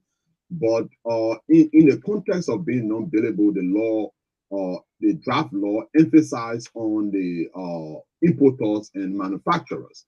The bill before the president emphasized at that point, and it's important to also inform the Liberian people that having been invited as a lawyer, I will allow my colleague to deal with some of the medical and other implications. I will deal with the legal aspect. Whenever a bill is submitted to the president, there are three possible outcomes. Okay, am I clear, Chris? Yeah, you clear. There are three possible outcomes. One, the president will sign the bill into law, like the case we're wishing for the new drug law. Two, the president could hold the law, and then after 21 days, without signing the law, that law automatically becomes, the draft bill automatically becomes law, even without the president signing. And then the third possible outcome is for the president to veto the law in its entirety, or veto some specific section or clauses in the law. As we speak, the new law that attempts to make drug trafficking non-billable is before the president, and will go on more than 14 days. So as soon as we end next week, that will become law even without the president's signature. So if the executive mansion has some issues with the new law that was submitted on this whole drug stuff, it's important for the president to veto either the entire law or specific clauses within the law. But as it stands, the law is going towards a 21-day automatic passage clause that's provided under the 1986 Constitution of the Republic of Liberia. If we go through next week and President Weah doesn't sign the new drug law, it will become a drug law. So I'm sure he's holding it because he's reading it and trying to see some of the clauses, considering the fundamental rights of people and all of the legal implications. But he got 7 more days. If the 7 more days expire, then we'll have a new drug law that will make the importation of drug not billable. Talking about also enforcement. Sometimes the problem in Liberia is not just about not having the law, it's the enforcement of the law. So you have good laws, but they are not being enforced. Thank God he was speaking from the angle of the drug, how you call it, the DEA, the Drug Enforcement Agency. So we have a strong law, but then you got loophole in enforcement. Once you have loophole in the enforcement of the law, no matter how far is the law will also go. The last point I want to emphasize is, let us not beat the children on the streets that you see, smoking and taking, drugs. I think they are victims too. I think we need to help them. And the overall performance of the economy is also a factor here. Now, if you invite a medical doctor doing the next show, he will tell you or she will tell you why people take in cocaine and other substances. Some of the people that are taking in those things out of frustration, joblessness, hopelessness. You think society cares less about you. No parental support, no guardianship, no help. So you say, okay, I will just get high and just sleep. So in fighting drugs, which is a bad thing, we also have to fight unemployment, We have to fight social inequality in the Liberian society. We have to fight corruption. We have to make sure that if the lawmakers want to pass a law and enforce it, they got to ensure that civil servants are properly paid so that they can keep their children off the streets. So the conversation about drugs is a long tail attached to it. And I don't want to be a discussant that would just say, okay, drop bar, arrest the man on the street. Yes, we'll arrest the man on the street, but then we must ask the question, are they victims or are they perpetrators? Some of the users are victims. For the importers of the drug, they are the main people that we should chase. And we should chase them uncompromising it. There was a big case at the court recently, the guys that brought in the drugs through the container or something, and they went free. I don't know who represented the state in the prosecution of the importers of the drug, the traffickers, but they went free. So there was a question on the judicial system. I think the international community also had concern about that. So as we talk about the laws, we should also talk about the enforcement of the law, strengthening the judiciary, and providing job opportunity for these young people. Let the government do more. All of us in civil society, political party, not just the government, we should do more to keep our children off the street because the adult mind is a devil's workshop. Okay, so yes, that's the legal implication about it. But let me, before I go to Maxine, Chief, is it going to be ultra-virus? That is, we should adopt the policy of the former Philippines president Duterte, who came into power, and with as we declare corruption as public enemy number one, he declared drug trafficking as public enemy number one. In fact, went ahead to receive a legislation for shoot on sight. Meaning, if this were in Philippines or under Duterte, if we went into a ghetto, all those there abusing drugs, they should be fired immediately. Man is innocent until proven guilty. So the fact that you see weed or you see cocaine or how you call it? Opium, right? Yeah, or cocaine. I don't know the name. How you call cannabis. It? Yeah, that my man know all the names. I don't know the different names. But the fact that Rana or the whatever the cocaine with the man, it doesn't mean that he's guilty. What if I'm carrying a suitcase and somebody say, please carry my plastic bag and they shove cocaine in it? So if you start to shoot the people with drugs on site like the guy there in the Philippines, you'll be violating the fundamental right of the people. I think anybody found with drugs should be prosecuted. There should be a court. What's about seeing you abusing it? You should be prosecuted. You should be taken through the justice system. There should be nobody shooting anybody on site because you're seeing them with drugs. I think it would be a fundamental human rights violation. Some of us will resist it. Anybody with cocaine must be tried, must go through the legal process, and they must have the right to a lawyer, including with our constitution. They must be able to defend themselves. So that approach, as the Philippines did, the people there in the Philippines, I think it's against the fundamental right of Liberia. I will not encourage the government to shoot anybody or to even violate the fundamental right of anybody. If you see somebody with drugs, you prosecute them. If they're guilty, they are punished in keeping with the law. And as it stands, the drug trafficking is still a billable offense until President Weah can sign it, or until the 21 day can lapse, and then it becomes law automatically, or until he can veto it. So the old law is still the law. What we are discussing is a hypothetical approach that in case the law is passed, what will happen? But that law has not passed, and it's important for law enforcement to know that, and for the court system to also know that we don't have a lawyer that makes the importation of drugs or the selling of drugs not billable. It's still billable. Okay, so Maxine, what comes to your mind if you notice, like Abel has noticed, a delay in the signing of the drug law passed recently, a delay in signing by the president, especially in a volatile situation like this one. Somebody said if this were in any other country with what's happening, but now state of emergency would have been declared and war declared on the usage of illicit drugs. What comes to your mind as a human rights advocate that the delay in signing could cause eyebrows, that maybe the president doesn't have interest or he's still flipping the pages? Well, up to the point that my brother Nover just explained, I've been frustrated, and I've been, really, really feeling bad. And of course, the president did receive the the document before he left for Israel. And I think as well that as a father who is hearing the cry of the people, even his own district, by virtue of the fact he's my neighbor as well, we have ghettos there. And these young people are abusing the substances. But with the clarification that has just been made legally, SELLEE,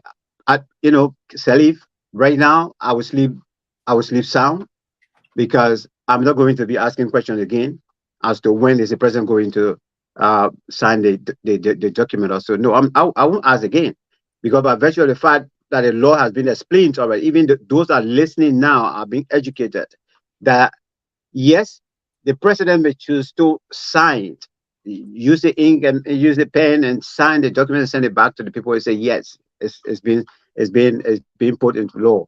I've accepted it. Or the 21 days. This 21 days that have been explained now to me, I am happy that they've been explained to me, and I'm not going to bother to fight, Mr.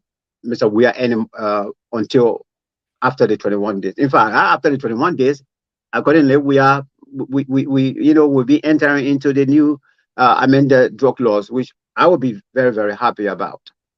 But at the same time, at the same time, I think the DA as well, LDA. Let me put it that way. We wrote you people, I think, in 2020, suggesting that at least we should see reason to at least maybe rephrase the name instead of the Liberia anti-drug enforcement also. But the DA as well, I think they are working hard. I have been to their offices. We have shared platform with their public relations man read on radio stations just before I could come back to the UK, and they are also very enthusiastic in terms of wanting to fight. But I know definitely that their limitations is due to what logistics. They don't have it. The last time I sat down with the British ambassador one-on-one, I was putting these issues on his table as well. I said, you and your government, you got to help us, because the growing wave of drugs in our country is destroying the fabric of the society in Liberia. And you yourself, in the United Kingdom, you don't try it. You don't try. If you try, you go to jail for a good number of years. But the people who are hunting the drug dealers and drug users are all well equipped. So they can move anywhere at any times. Even in homes that marijuana is being grown, they move there. So I sympathize with them, and I'm not frustrated. I'm not frustrated against SELLEE. I thank God to Brother Nouvelle for explaining this to us. That after the 21 day, I won't be calling for celebration. I won't be calling for party. I said yes, we got a drug law, but indeed, it needs to be reinforced. All right. So let me quickly go to Abel. Abel is actually concerned with the current generation, and he's seriously worried that man, we are losing out gradually, and unless we do something. Abel, let's identify the political will. You work in Senator Dillon's office. Upon his election for the first time, he accepted, or he made a promise that he would have built a rehabilitation home, which he did, and commissioned. On the day of the commissioning, no single government official attended the day of commissioning, but the commissioning ceremony went ahead. Can we equate that to not having the political will from those at the echelon of power in fighting drugs? It's even beyond that. It's even beyond that. Not just having the political will, there's the lack of interest. There's a lack of interest. Imagine if you can build these playgrounds around the city just in 4 or 5 months, and then you have something that you yourself, no one forced you. You say you were raising money for at-risk youth. 13 million, 13 million, but they gave initial 1 million. But 1.5 million. Partner committed several millions of dollars, and we heard from the Minister of Youth and Sports, Zoga Wilson, that not a dime has been given to the Minister of Youth and Sport as far as the. What do you want to do with it?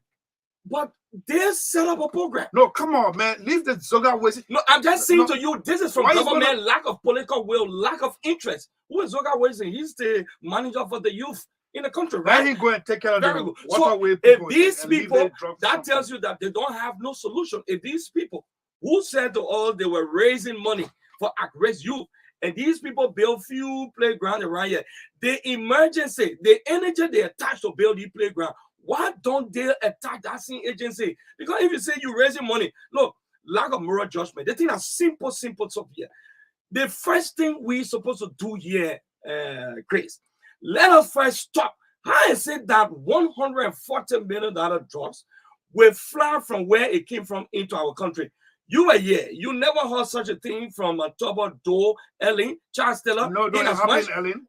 Did we receive $140 million? 500. You mean what? I mean, $140 million drug. This is the first time. No, half a billion, 500,000, 500 million. I have not heard that. Involving the Ghanaians in 1998, 2008. I have not just heard I that. come in and read it to you. Yeah, I say I have not heard that. I'm just trying to tell you.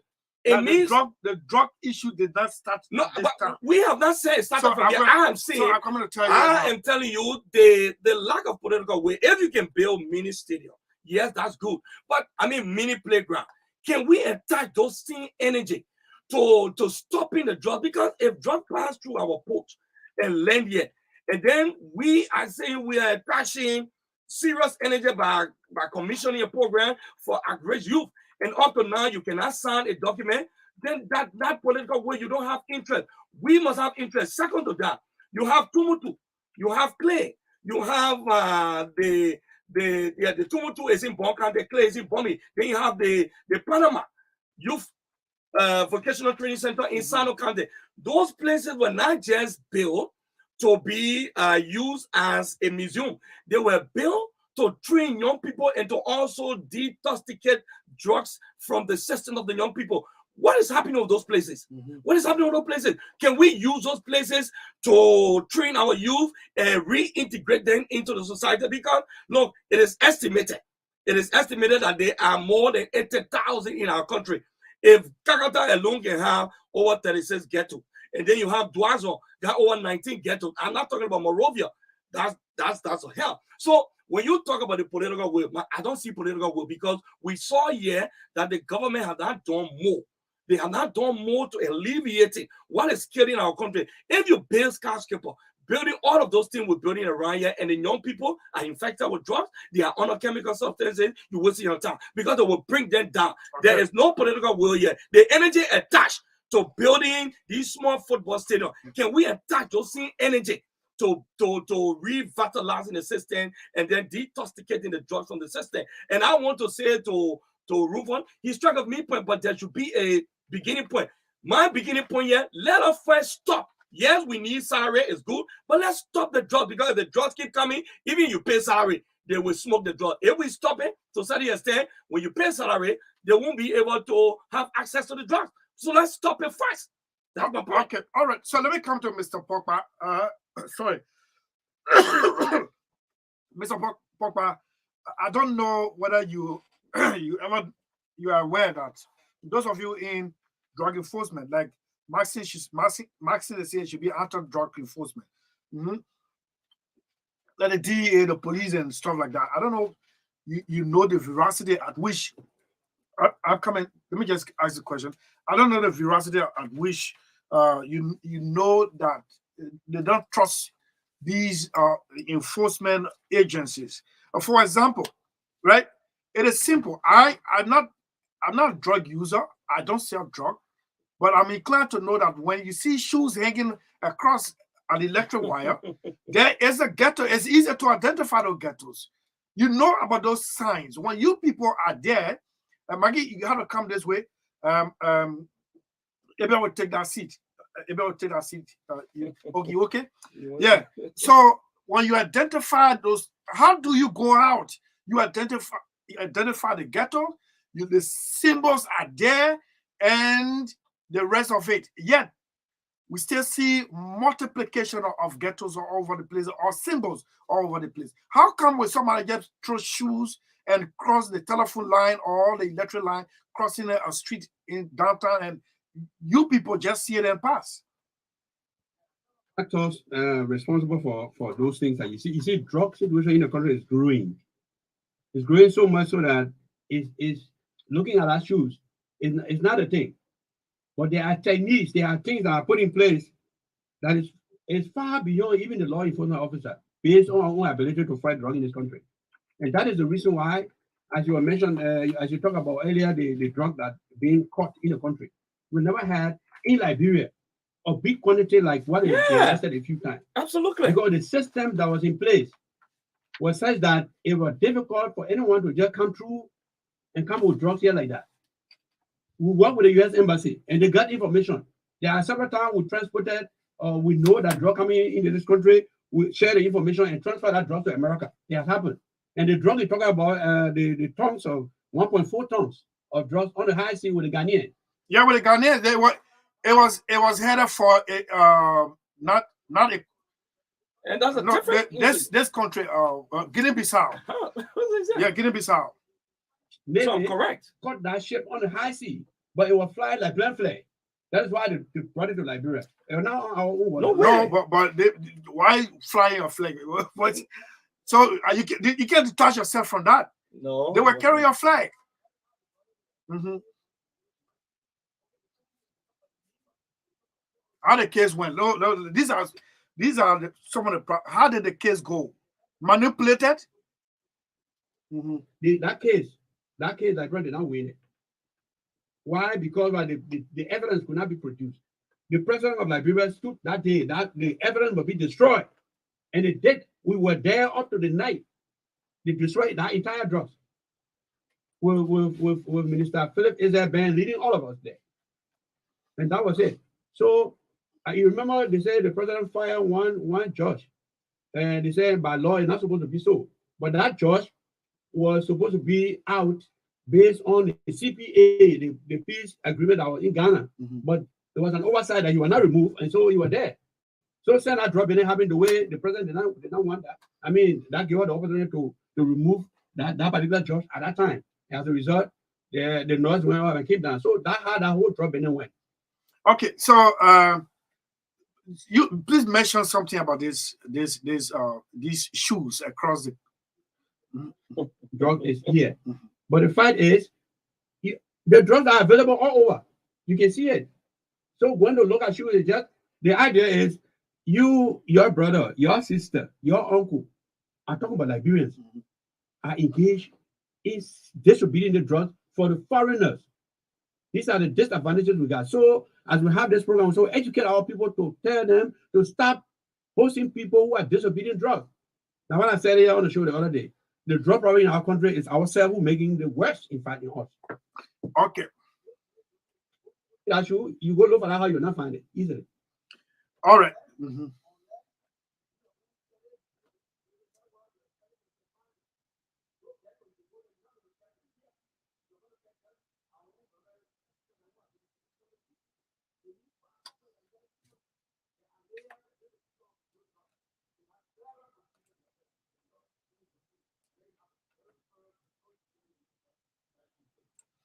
All right, and the last time we interviewed a drug user who said he was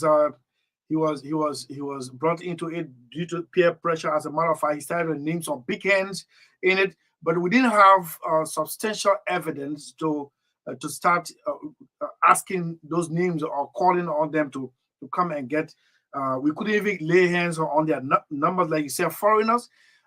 Yes, the caller named one Lassana or Fofana, a Sierra Leonean, who he alleged that is highly protected by the current government, who is dealing in drug, he alleged.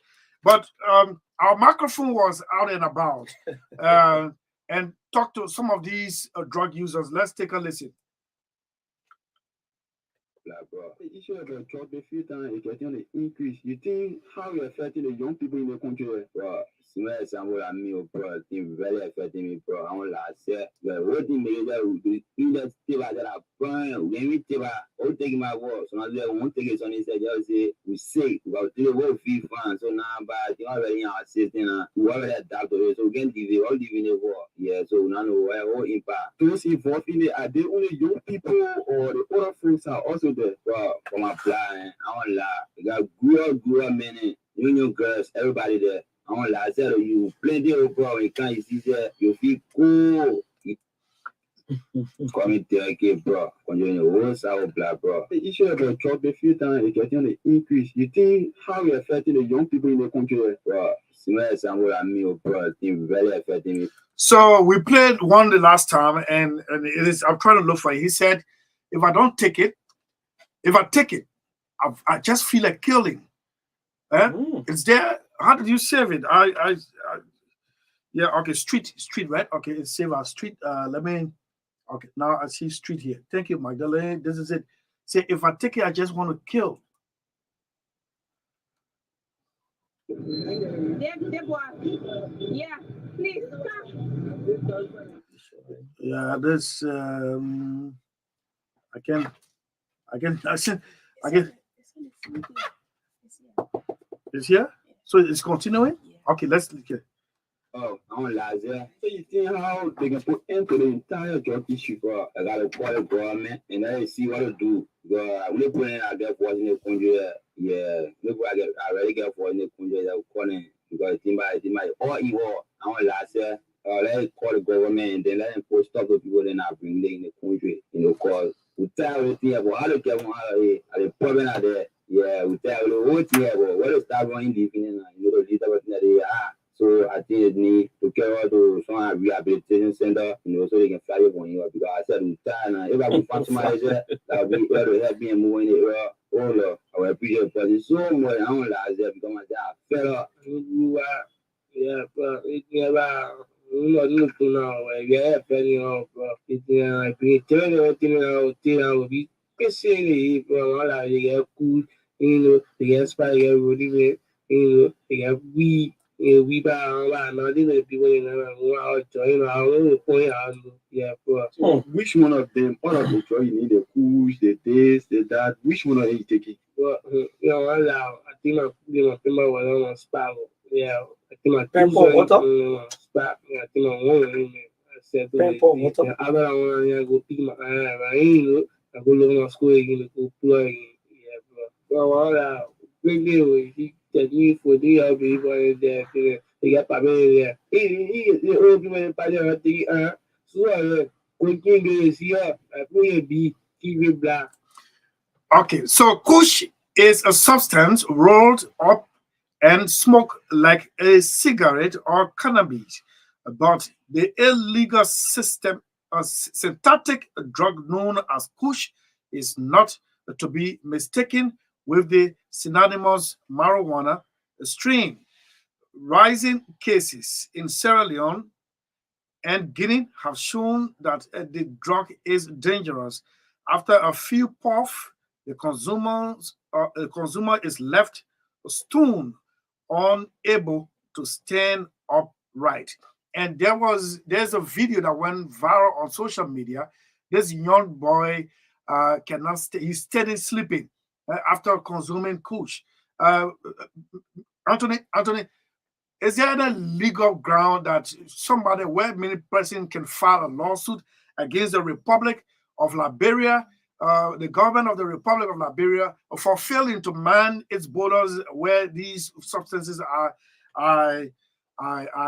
brought into the country? Just hold on. Let me take Councillor Augustine To, who is a lawyer and has interest in this. Councillor, let's hear you. Good afternoon to your panelists. My young brother, Pastor Juven, and the other people. Yeah. So great. I see people very much excited in this country about passing a new drug law. And one person, though law should be passed to govern the conduct of people. But in this country, we celebrate pronouncement or the achievement. What do I mean? The Yes, it is good. The drug law is good. I might have my personal problem with it, but I accept it as it is. But the organs of the criminal justice system are not well stretched. For example, the police and the DEA. To handle these kind of cases, you might not have the desired result that we need. For example, in our criminal justice system, to prove criminal cases are held at the highest extent.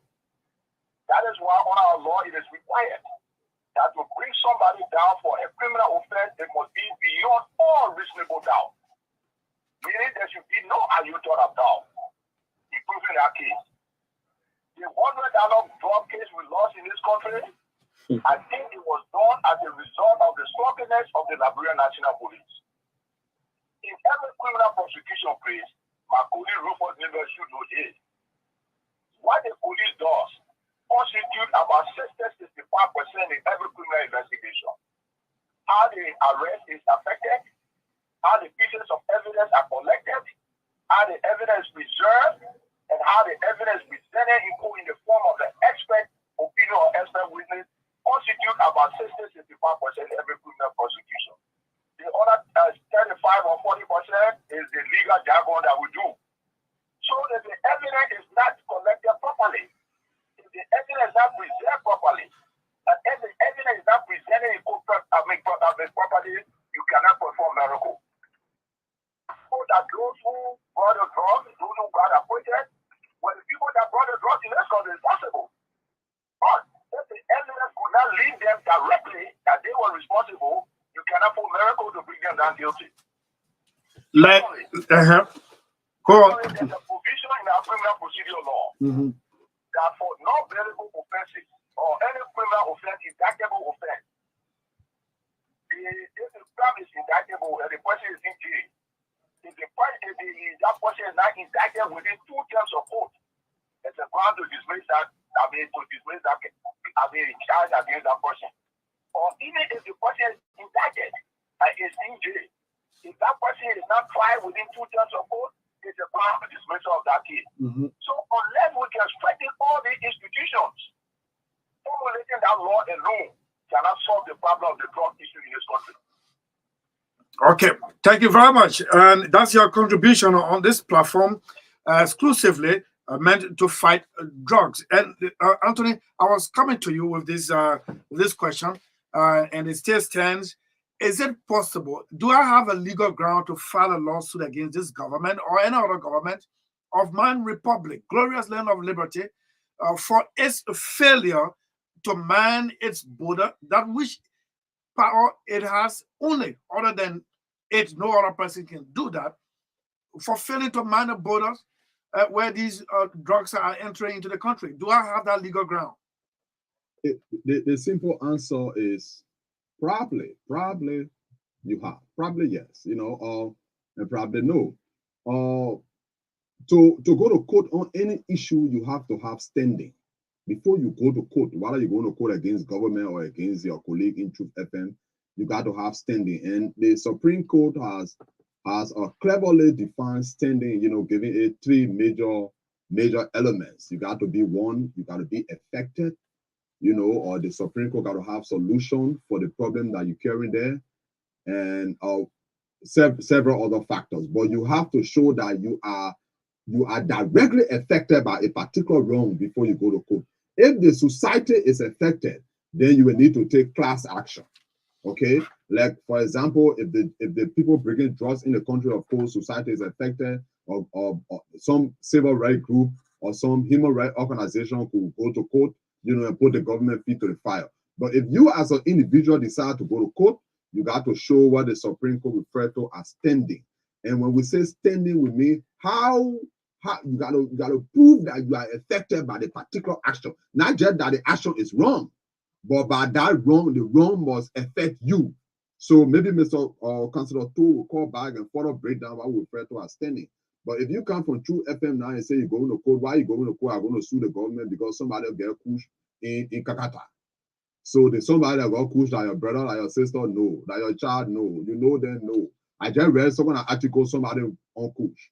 So then you are not directly affected. And there's a rule that you have to have standing, which means there got to be injury in fact, meaning you got to be affected. So, for example, if somebody steals a microphone from Truth FM, I cannot sue that person for stealing from Truth FM because I don't own Truth FM, I don't work there, I don't have any share there. It must be a common ability, you know, or some of the journalists there to sue. So even though the stealing the microphone is wrong, I have no injury, so I can't go to court. So that's the same thing with the drugs thing. So there has to be a collective approach by society, you know, to handle the drug thing. No individual can go and say, I'm suing because the government is not working properly and somebody brought cocaine in the country. You know, so that's how people go to court. So even going to court, there are rules in going to court. You don't just go to court on any issue. Okay, so quickly, let me come with this next question. Crime experts or criminal justice students are saying the government primarily lost the case against those who were arrested on the basis that the government did not wait, or they could not prove enough for that whether those arrested were the recipient of the drugs. They didn't wait for them to take delivery. I'm trying to quote the international law on that one. Before we finish, I'll try to get it out.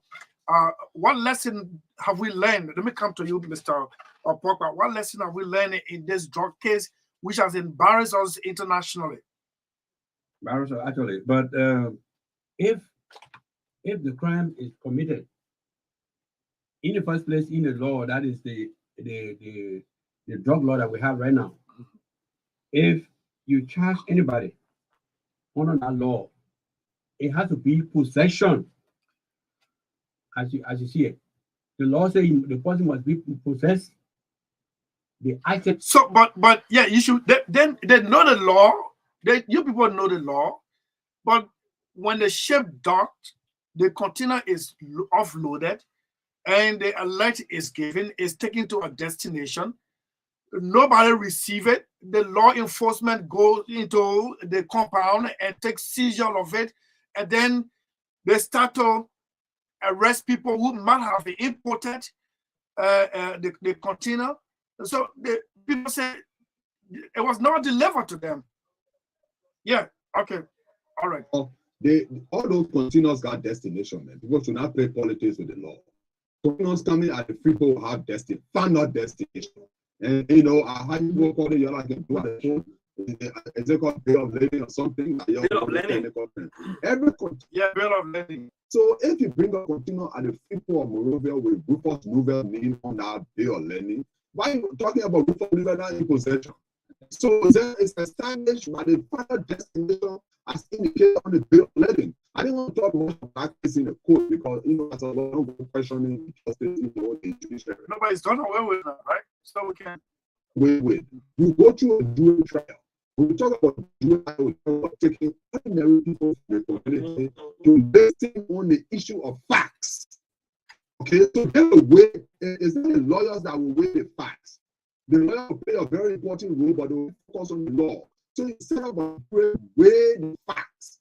So if you have a jury there and people find a way to bribe the jurors, they will overlook the facts. Somebody said they burned the cocaine so the government could not win the case. If you videotape the burning of the cocaine and that video recording can be authenticated in a court of competent jurisdiction, that video recording has the same weight as carrying the 10,000 containers of cocaine to the Temple of Justice. If the videotape can be authenticated, that's the reason why I'm emphasizing on this wall. So we can't keep 50,000 containers of cocaine. So we're going to burn it, but we're videotaping the burning. And we're getting witnesses to observe the burning of the cocaine. So you take the witnesses to the court and you authenticate the video recording and take it to the court. The evidence there will be just as strong as driving 200 tons of cocaine to people of justice, something that is not practical, like a dead body. Okay? Do the autopsy on the dead body and you get an autopsy report, you can bury the body. That autopsy report constitutes sufficient evidence. It is done now by a professional, by a verified professional, a competent or pathologist. So you don't have to keep the dead body. Somebody kills for 2 years. You kill the dead body for 2 years. You do with cocaine. If you grab cocaine with John Brown, And the case is 5 years from now. So the cocaine and the people occupying space for 5 years. You can burn the cocaine and authenticate the recording, get professional witnesses, and reconstitute. And then no, I got a little careful. People, I see why you underscoring might. People temper with the jurors. No, besides that, let me add on something. Besides that, you come on, Councilor Troy is back. He has been on the line listening to his colleague. Yeah, Council, you got any new information on this one? Ambassador Dube, partially that every shipment that is brought here has a consignee. In the instance of the drug case, those who were put on trial were not the consignee of that container. They were not the consignee of that container. The consignee of that container was where the container was taken and stored. The HRT. Exactly. These people, they had a tape off. You see that one I said the slug is there. I followed that case meticulously. The police had a tape off that these people said they were interested in this particular container that what they wanted to buy. They went to the store with the money. By the time people heard about $200,000 of the people bought it, instead of waiting, let the people buy the container, cases of the container, care where they want to carry it, because then they would have been in possession of that container. When I affected the arrest when the people were in the store, when I not even purchased the container. How do you link them? I bring the importer of the container. Now what I'm saying, it is possible they brought it, but the evidence could not overwhelmingly link them to it, because there's a standard in criminal prosecution. You have to prove that case beyond all reasonable doubt. It's not a single matter to say the preponderance of evidence sits against who you will say. Councilor. People went to buy the container at a very unusual price. In my mind, it constitute possession. If you tell me that you want to buy this Aqua Life mineral water for $5,000 US, Councilor, just hold on. To buy a container at a price never before sold or purchased, then of course we can hold you because you knew where you are going to buy. In my mind, that's constructive possession. I think prosecution will pull on our case. They should have named the people. Okay, continue, and you can close on. You can close on this one now, yeah. What injury will the police have suffered if they are waiting and they go buy the container and take it? You talk about constructive possession. I mean, you talk about proving a criminal case beyond reasonable doubt. Then you talk about constructive possession. Of course not. Okay. All right. You can suffer no injury if they are waiting and they go buy the particular container, possess the container, and they move on them. So they score the case from beginning ab initio. Okay, all right. Yes, thank you, sir. Yeah. Yes, what I wanted to add. Yes, that even make the case even worse. The Attorney General of the Republic of Liberia, Councilor Musa Dean, never participated in the prosecution. He was never seen in court. You know why he did? He even criticized the infamous the verdict. He criticized it. He gave a dissenting opinion. You see how the government would not lose such a case when the Attorney General of the Republic of Liberia, that you have led the campaign to have fought this evil, was never seen in court. And I challenge the government. He was never there. Why would the government not lose the case? Look, this thing is a whole cartel. I strongly believe that people are benefiting from the sales of drugs in this country. If people were not benefiting, they would have speeded and tried this case in the first place, Rufus. I mean, I still don't believe. Why would we say drugs is evil? Drugs is killing our children. Drugs is destroying the country. Then we're prosecuting drugs. If this thing is evil, should we prosecute it, or should we just bundle up those that are caught with this thing here? I mean, come to think about it. Why would we prosecute something that we all know is evil? For example, we know that gun is evil, right? We see the gun, then we take it to court. I mean, I still don't factor what is happening in our country. What proving beyond reasonable doubt, my brother? What is proving? What you see? And this is my problem. No, but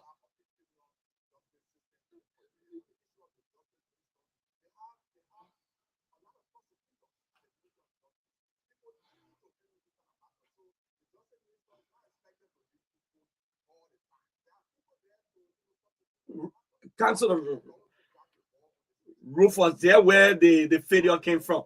If you are the Attorney General, you see, when urgency, when seriousness is not attached to something, I'm very sure if we all agree that drugs is bad, right? It's killing and wiping away a huge generation.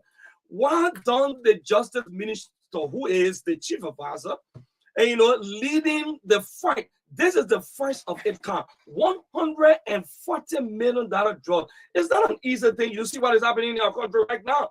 The young people, in fact, not just young people, the older people, because we're seeing some older people who are going mad just for taking drugs.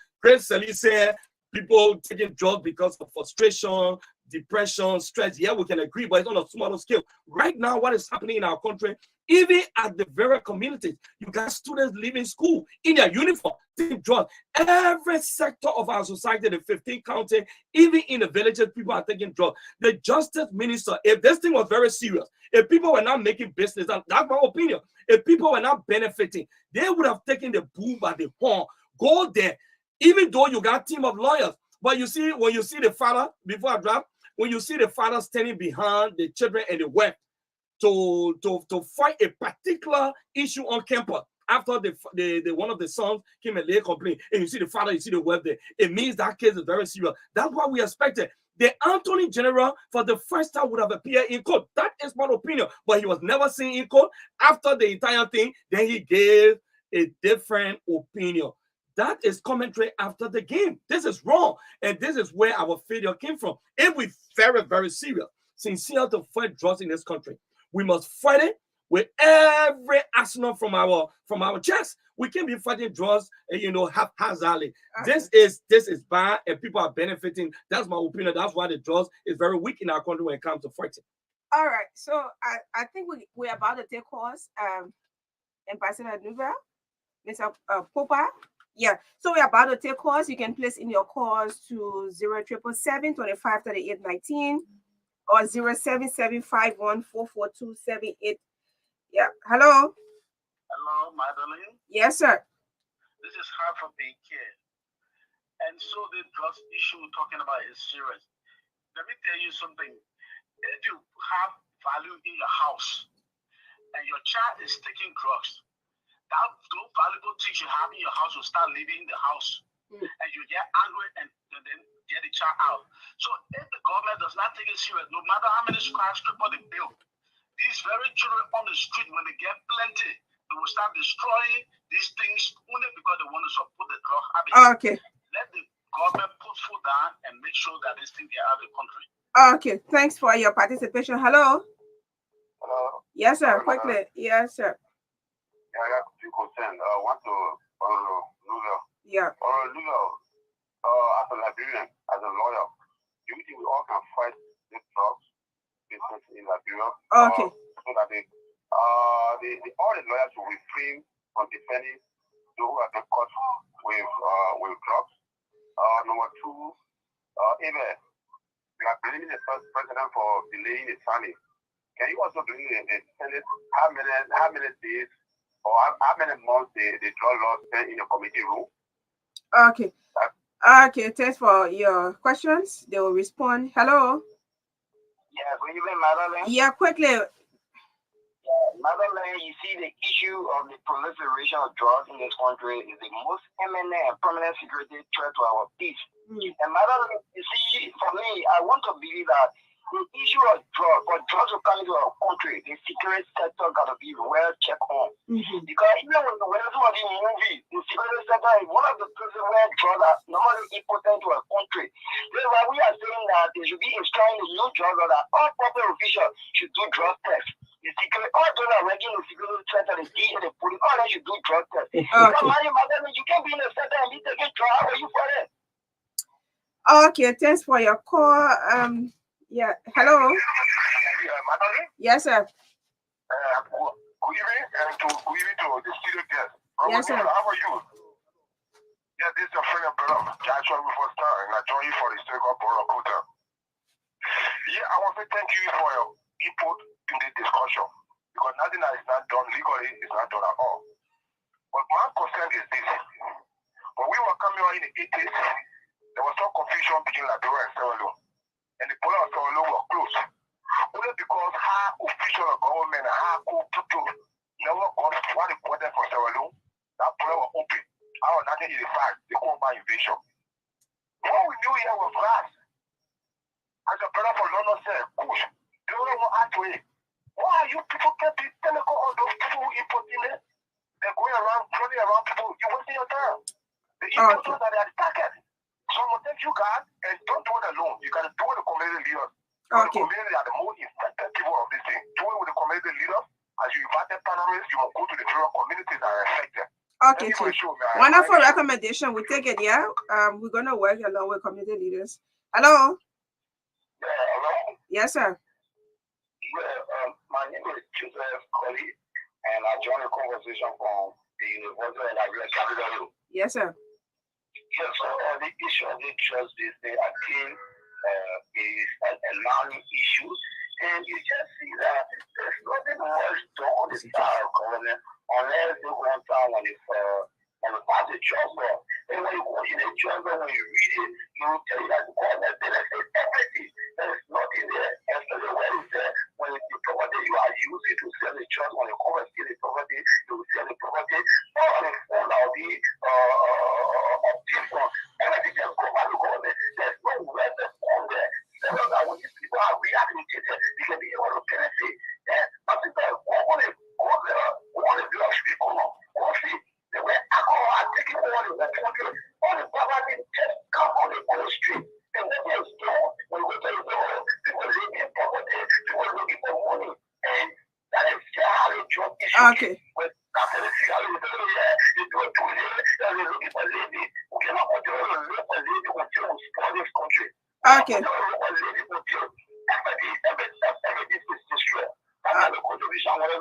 Okay, thanks for your participation. Hello. Yeah, good evening, Chef Madeline. Yes, sir. And good evening to it's true. This trust issue in this country is becoming serious. It's killing young people, and in fact, it causes serious problem in some of the communities. To even move around freely at certain hours now, it's becoming difficult because when boys taking that thing, it becomes very dangerous in the community, and you can just see they're harmed there like that. So it's a serious issue. And to conclude, what the brother saying now is true. Let's be frank. They got people in this state that benefiting from this sort of drugs in this country. Let's face in reality. Continue when I fly from America and come to like Grove up, they know exactly what is happening. Did you know for what in this place? And what it's playing with is not for one person. When it's not for right and it's for everybody. So that's something that puts you stand to their feet and fight it to the letter. Thank you for the 40-minute opportunity. Okay. Hello? Yes. Hello, Magdalene. Yes, sir. This is Mr. McKay from District Number 1, Margibi. Yes, Chief. You know, I've never heard about a container full of drugs coming to Liberia, whether it was marijuana or any other drugs, including cocaine or heroin. But what I really want to say is, there is a saying in New York. They say, if you want to follow and get rid of drugs for the most part, follow the little people that go and buy. It will take you directly to the dealers. If you want to get rid of corruption, start from the top. You want to get rid of drugs, start from the bottom, and you will see results. But the payment of these people at these different borders also makes a world of difference because they're not getting paid. Things will pass through. I know there's one did not come through the border here. They came through the shipping system. But I believe that if you start paying these people seriously, they will tend to pay attention to their country as well. So all of that has to do with this whole drug and corruption stuff. Thank you very much for taking my call. Okay, Mr. Lucky. Hello? Yeah, okay. Yes, sir. All right, this is Chris Momo, Madeline. Okay, thank you guys for your plan, your program on drugs. Thank you very much. And then one thing I trying to come in to stage something against the law so that they will be promoting themselves and smoking it enough. Thank you. Okay. I think we can take maybe 1 or 2 more calls and Hello? Hello, Madeleine. Yes, sir, quickly. How are you? My name is Madeleine. I joined your program. Yeah, go on, please. Yeah. Thank you for the panel. I mean, this issue in our country is very cardinal. It's so important that all of us have to join it. You know, I'm going to say something and which I want to read it. You know, in a black community, some people who think it's drug is drug ghetto, they are almost like rich, you know. Now, the people who are the worst, you know, they are like, they are probably watching it night. In my area, there's a Nigerian who I know. So, even if you see the police tonight, you will catch him. They got a drug in night. When you see Murumaga will be coming by 12 to 1 in the night, you know, when it's drug in the night, I can't see you to the drug ghettos. So, I think it's very the brother say, we have to involve the community chairman, all the people in the country. So, they see that to see, you know, how we can cut down the drug issue in our country. Thank you so much for the time. All right. Okay. So I'm sorry we can it's 7 minutes in the time and into another program. Sincerely apologize. So join us. Yes, sincerely apologize for everything. Yeah, for everything for coming on late. Yes.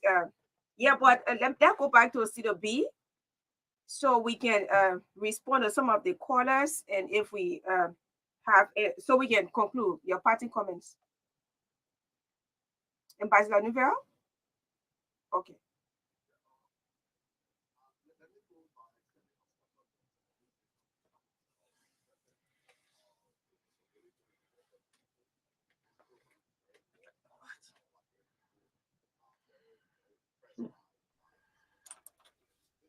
It's not being heard. For me, I'm not hearing him. It's not hearing him. Yeah, we hear you. No, that. All of our energies on the ordinary people in the community. I don't want that. I don't want us to go in the community running behind people, calling them drugs people, beating our little brothers and sisters. No, I think they too are the victims. What we need to do is to work with the community leaders and see how we can also empower the police to look for the big fish, the importers, manufacturers. We just miss few of them the few times by the delinquency of our own justice system. If we grab those people and prevent them from bringing in kush and bringing in other things in this country, I think Liberia will be better and will even save the young people. Let us see the young people in the community on kush as victims, as our brothers and sisters. Let us try to help rehabilitate them and give them a future instead of targeting them. So again, I want to say thank you for the opportunity, and may Liberia be a better place. Okay, Mr. Oui, Papa.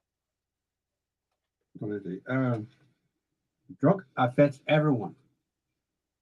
Affect the human resources, destroy the economy, and in fact bring instability. And that is why we should be able to galvanize our own effort to work together as a people and make sure that we target the community, talk to the people. This message, especially this program, is meant to educate our people so that they can stay away from drugs. Government will not do everything. Let the Liberian people decide. Let everybody put hands together and work together and make sure that nobody bring drug in your area, in your house, and you sit there. Don't allow your children to sell for the people who bring in the drugs from out of the country. Don't stay there. People who are taking drugs to sell it to your children and then give you money, it began the priority for you. These are the things that are causing the problem. So what we have to do is to make sure our children stay away from drugs. We make sure that people who are bringing drugs, they are exposed, and then we make sure to stay against anything. Okay. Okay. Okay, so Maxime, Ambassador. Yes, ma'am. Ambassador Pacquiao. Yeah. Yeah, so we are closing up now. All right. Let me appreciate you guys once again for this great opportunity for us to discuss this, as especially fathers and mothers here. I hope next time when we come on the show, our two brothers that will be able to help us. I really want to know the definition under which the laws have been put together. Do we have any classifications in terms of the drugs that we're talking about? Because, for example, here we have from class A to class C, and they are all breakdown in sequence, and there are different punishment for all of them as well. So hopefully we can understand that next time. But this is it. Let me talk to the brother who called from the community that he's waiting for people to get him involved. I think we should go back to what we have, mostly what normally we can quote from one of the former Americans president, that do not ask as to what your country should do for you, but what you should do for your country. I think you as a community leader, it is your responsibility. You already know that something is going on wrong in your community. Wake up to the reality and see it, and then begin to do awareness on it. Do not wait for, Placky to call you first and say, oh, guys, you gotta get together and go, great awareness. No, you put people together in your community and then be able to challenge the situation that is on. When we begin to do it as community leader in our own power, in our little communities, we put our groups together from one community to another, we will definitely succeed. Don't wait until somebody try to get you involved. So let me appreciate our brothers on the platform, our big brothers, Brother Newville, and of course, our chief from the LD. Thank you so much for the invitation, and hopefully see you next week, Thursday. Okay.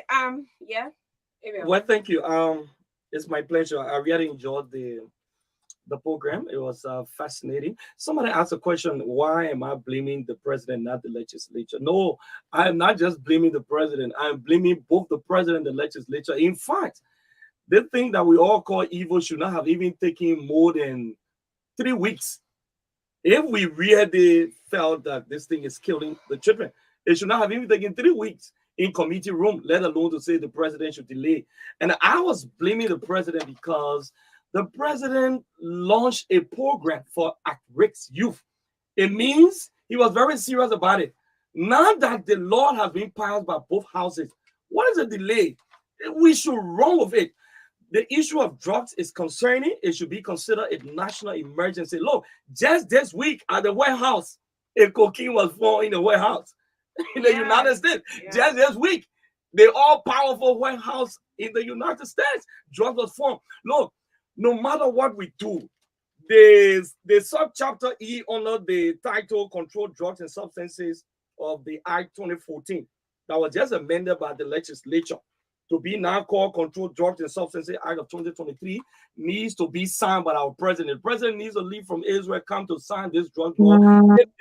And he must sign it because no matter what we do, no matter what we do, like Rufus said, we can build all of the skyscrapers. We can build all of the playground. We can build all of the roads. We can do whatever we want to do. In fact, the elections is even threatened because if they estimated 80,000 plus disadvantaged youth that we have, if they jump into the elections commission here office or somewhere and break all of the equipment down there, we don't have an election. We need to be serious because we are growing an army. We're growing army, not even an army, but we're growing a whole kingdom. If care is not taken in the next 5 to 6 years, we will not be here. So I'm very grateful. I think these discussions are very important because they're going to heal our nation. There are a lot of our friends that are under chemical substance. We must find a solution. And in finding a solution, the churches must get involved. It's not just preaching, but the bigger institution is the government. Let's first stop the drugs from entering our very port of entry. When we stop that, then we can now find a salary to amend the living condition of the people in the country. With that, we can start a very good beginning. But I want to thank you, Madeline and Chris, for this opportunity. We look forward for more of these engagements. Yes, look forward to more of these engagements. And we appreciate our panelists for today. We really appreciate your time, and you took out to come and share ideas. So I'm sorry that I did not start the show, but yes, we had the host who is Christopher SELLEE, and it was actually wonderful. I was following, and we really, really appreciate on behalf of the Liberian people for sharing knowledge with us. So they should have been said from the beginning of the show. This program is intended to educate users, ex-users, and the general public about the health hazards associated with the use of drugs and the importance of leading a healthy and safe lifestyle. So we have actually come to save a generation, that is identifying problems and recommending solutions to government, development partners, as well as the general public. So we don't only intend to sit and discuss this issue or discuss the issue of drugs and trafficking, but we intend to reach out to these people, these very people who will not only sit here and talk about it, but we intend, these are meetings that we are having, to reach out to them. Absolutely. To reach out to them. So we see next week, not next week now, but we hope that even this could be every week, Thursday, but I mean, we are also seeking sponsorship. That's just a fact. Every little time we can chip in. Yeah, but last Thursday, we meet last Thursday, first and last Thursdays. In a month. In a month. Yeah, it's good. Yeah, so that's it. On that note, this is how we come to the end. Join us tomorrow. On tomorrow. All right, thank you. Bye. Okay, that Yiswa should have been here, but I did not send him the link or contact him. He's already. And let's start 3:30 on the dot. Okay, can we please debrief in the chat room?